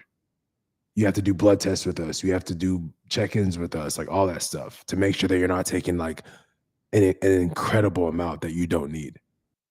That's what I'm saying, like a regular TRT dose that will keep you within the normal range of a human being. Yeah, I actually don't know the answer to that. I don't know if they would let you play, actually. I know for powerlifting, yeah, they let you compete, but I'm just on the NFL, so I don't know. What they do if you Not that they let you compete, but it has to be. You have to like have like it has to be regulated and like monitored. because it's an actual disease. It's an actual like Yeah, for sure. yeah. But I think there's also some shit where like I think I ran into lifters where they have like a pre-existing condition and like it's just too complicated for it to work out in a way that can be monitored. So they just can't compete. That sucks. I think as we grow older, I think the perception on TRT is going to change drastically as we get older. It's already changing already. It's Yeah. always the other drugs like the Anavar, all these other trend and all that shit. That's like obviously they should remain negatively viewed, but like when it comes to TRT, like that shouldn't have a negative perspective at all because that shit's changing and saving lives. Like literally, it's saving lives, changing lives, and it's bettering lives. So like I think as we grow older, we'll start to see that at least TRT, maybe even HCG, but TRT will start being accepted by these federations because as long as it's monitored by a doctor, because it's saving and changing lives, man. When you're an older male and whether you're playing sports or not, like your testosterone levels tend to drop naturally. So like, Yeah. I mean, shit. That's why I feel like someone like Jay Jones, John Jones. Oh, so are you saying if you're saying like okay, let's say like a Tom Brady, he's like 43 and his test levels are super low. Bro, come on. Nah, Yes. fuck that. Hell no. What? What do you mean? What do you mean? You're gonna now take tests to get your levels like regulated? Within normal range, yeah. Nah, hell nah, bro. Retire. What do you want him to do? Retire, nigga. The fuck? Okay, but so he's supposed to just live like shit? No, just retire and take the TRT and live your life, my nigga. Nah, you can't compete now. The fuck? You can't take nah, you can't do that. Hell no. Nah. What? I don't. So if you're an older player and you start taking TRT to get your test levels back up, nah, hell no. What if you're like scientifically, statistically below the amount? Sport ain't for you, brother. No, that's BS. I don't believe that. Yeah, you gotta go find. But what if you're one of those kids that have like a low pre-existing? I know kids that like literally just their whole life they've dealt then suffered with like low testosterone. Like, I mean, that's something that you got to take up with the league, but I mean, that's something that have to be tested and regulated for sure. That's what I'm saying. I'm saying in any if that's different, that's like that's a condition that maybe you can't live without it. Even that, I'd still probably encourage you to go find a different sport. But hell no, I don't believe that. But old niggas taking TRT, fuck no, man. Because where does this? I don't know. No, hell no. Like if you're saying that like athletes have like below average TRT or whatever, and they need to take it to like nah. I just feel like that opens up a whole different can of worms that like you just can't close once it's open. I will confidently say that I think there's a lot of athletes that like there's an unknown, unspoken loophole in the NFL where like if you can get your stuff approved by your doctor and you can show Roger Goodell and the committee that you absolutely need this drug to like live and to have the motivation to want to go to practice, to have the motivation to want to play games because your T levels are so low. I think if monitored correctly and with, drug tests that are done probably once every 4 weeks, you're probably allowed to take it. And I think there's a good amount of players that are on TRT, like the healthy, responsible, administered, watched amount of TRT to just keep them like in good standings. I think that exists in a lot of sports. I think if you start abusing the TRT, that's when like you start raising the red flags, and that's when you get popped for. Or if you just go about it and start it without notifying the league that you need it, that's when you're gonna get popped. Yeah, I'm not rolling with that, but I want to research if that happens. I just don't think like I just think that's a can of worms that like these niggas will abuse. But there probably is like players that already do that shit and they find loopholes around it. I can see that happening 10 to 15 years from now, especially if the game gets stagnant. I mean, they're gonna introduce the they're trying to introduce the league where like you could take performance enhancing drugs, PED shit, and like compete, do sports. There's only one drug that would help you on. I mean, apart from the drug that Lance Armstrong took, there's only one drug that would really help you on the football field. Two, TRT, and then that one that he was taking, the one that helps you breathe. If you watch the Lance Armstrong documentary, there's a drug that you take, a pill form, that like literally like increases your red blood cells so you can breathe more oxygen or some shit. But TRT would definitely help you on the field because it helps with, you know, your ability to like last longer, you know, your endurance, your strength, your speed. It definitely helps with all of that. And then the other one that Lance was taking that helps with like your red blood cells. Yeah. I just think that we need to keep.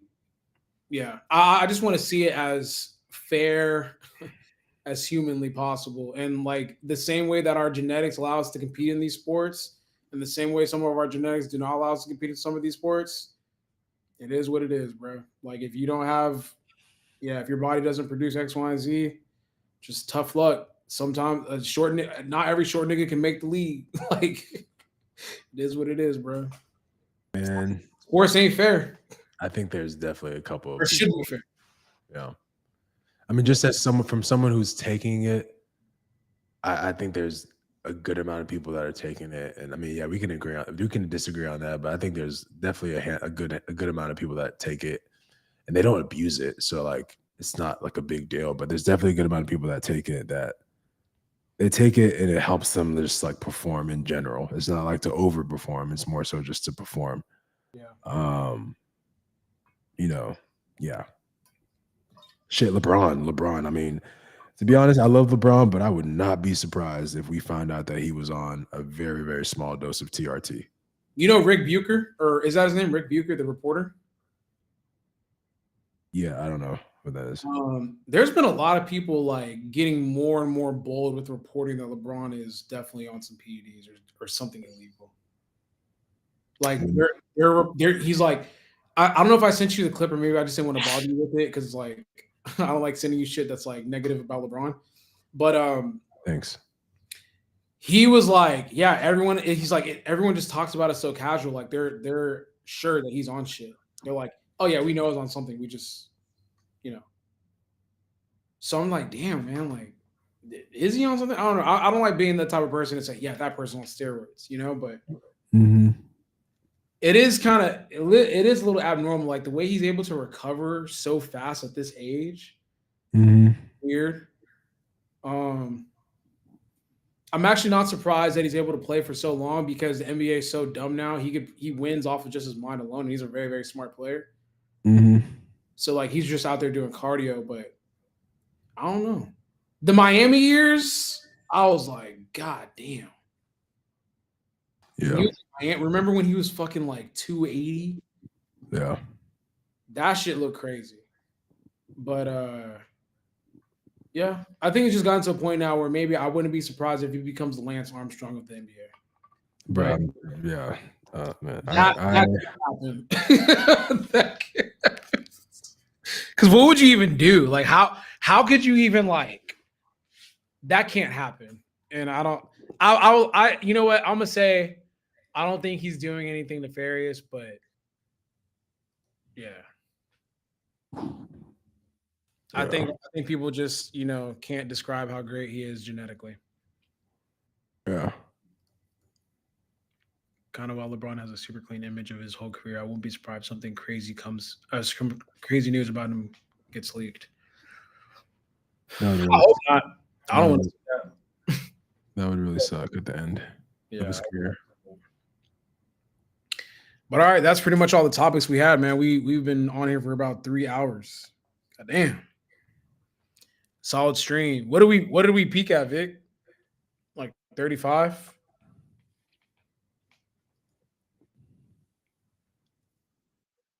35? It's pretty solid. What's our record? It's like 38? 35? Oh shit. I can't remember. There's definitely a non-zero chance LeBron is on something. I like giving him the benefit of the doubt, though. Yeah.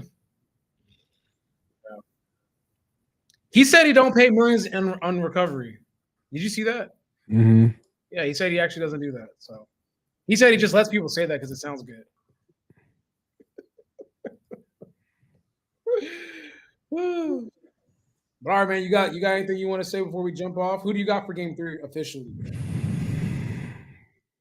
Thunder. Thunder? Okay. Mm-hmm. I got Nick, is that you? yeah. What are you listening to? I'm gonna say I got yeah, I'm gonna say Thunder too, to be honest, man. Mm-hmm. I want the Pacers to win, but I'm gonna say Thunder to hopefully like jinx them into winning or somehow or some shit.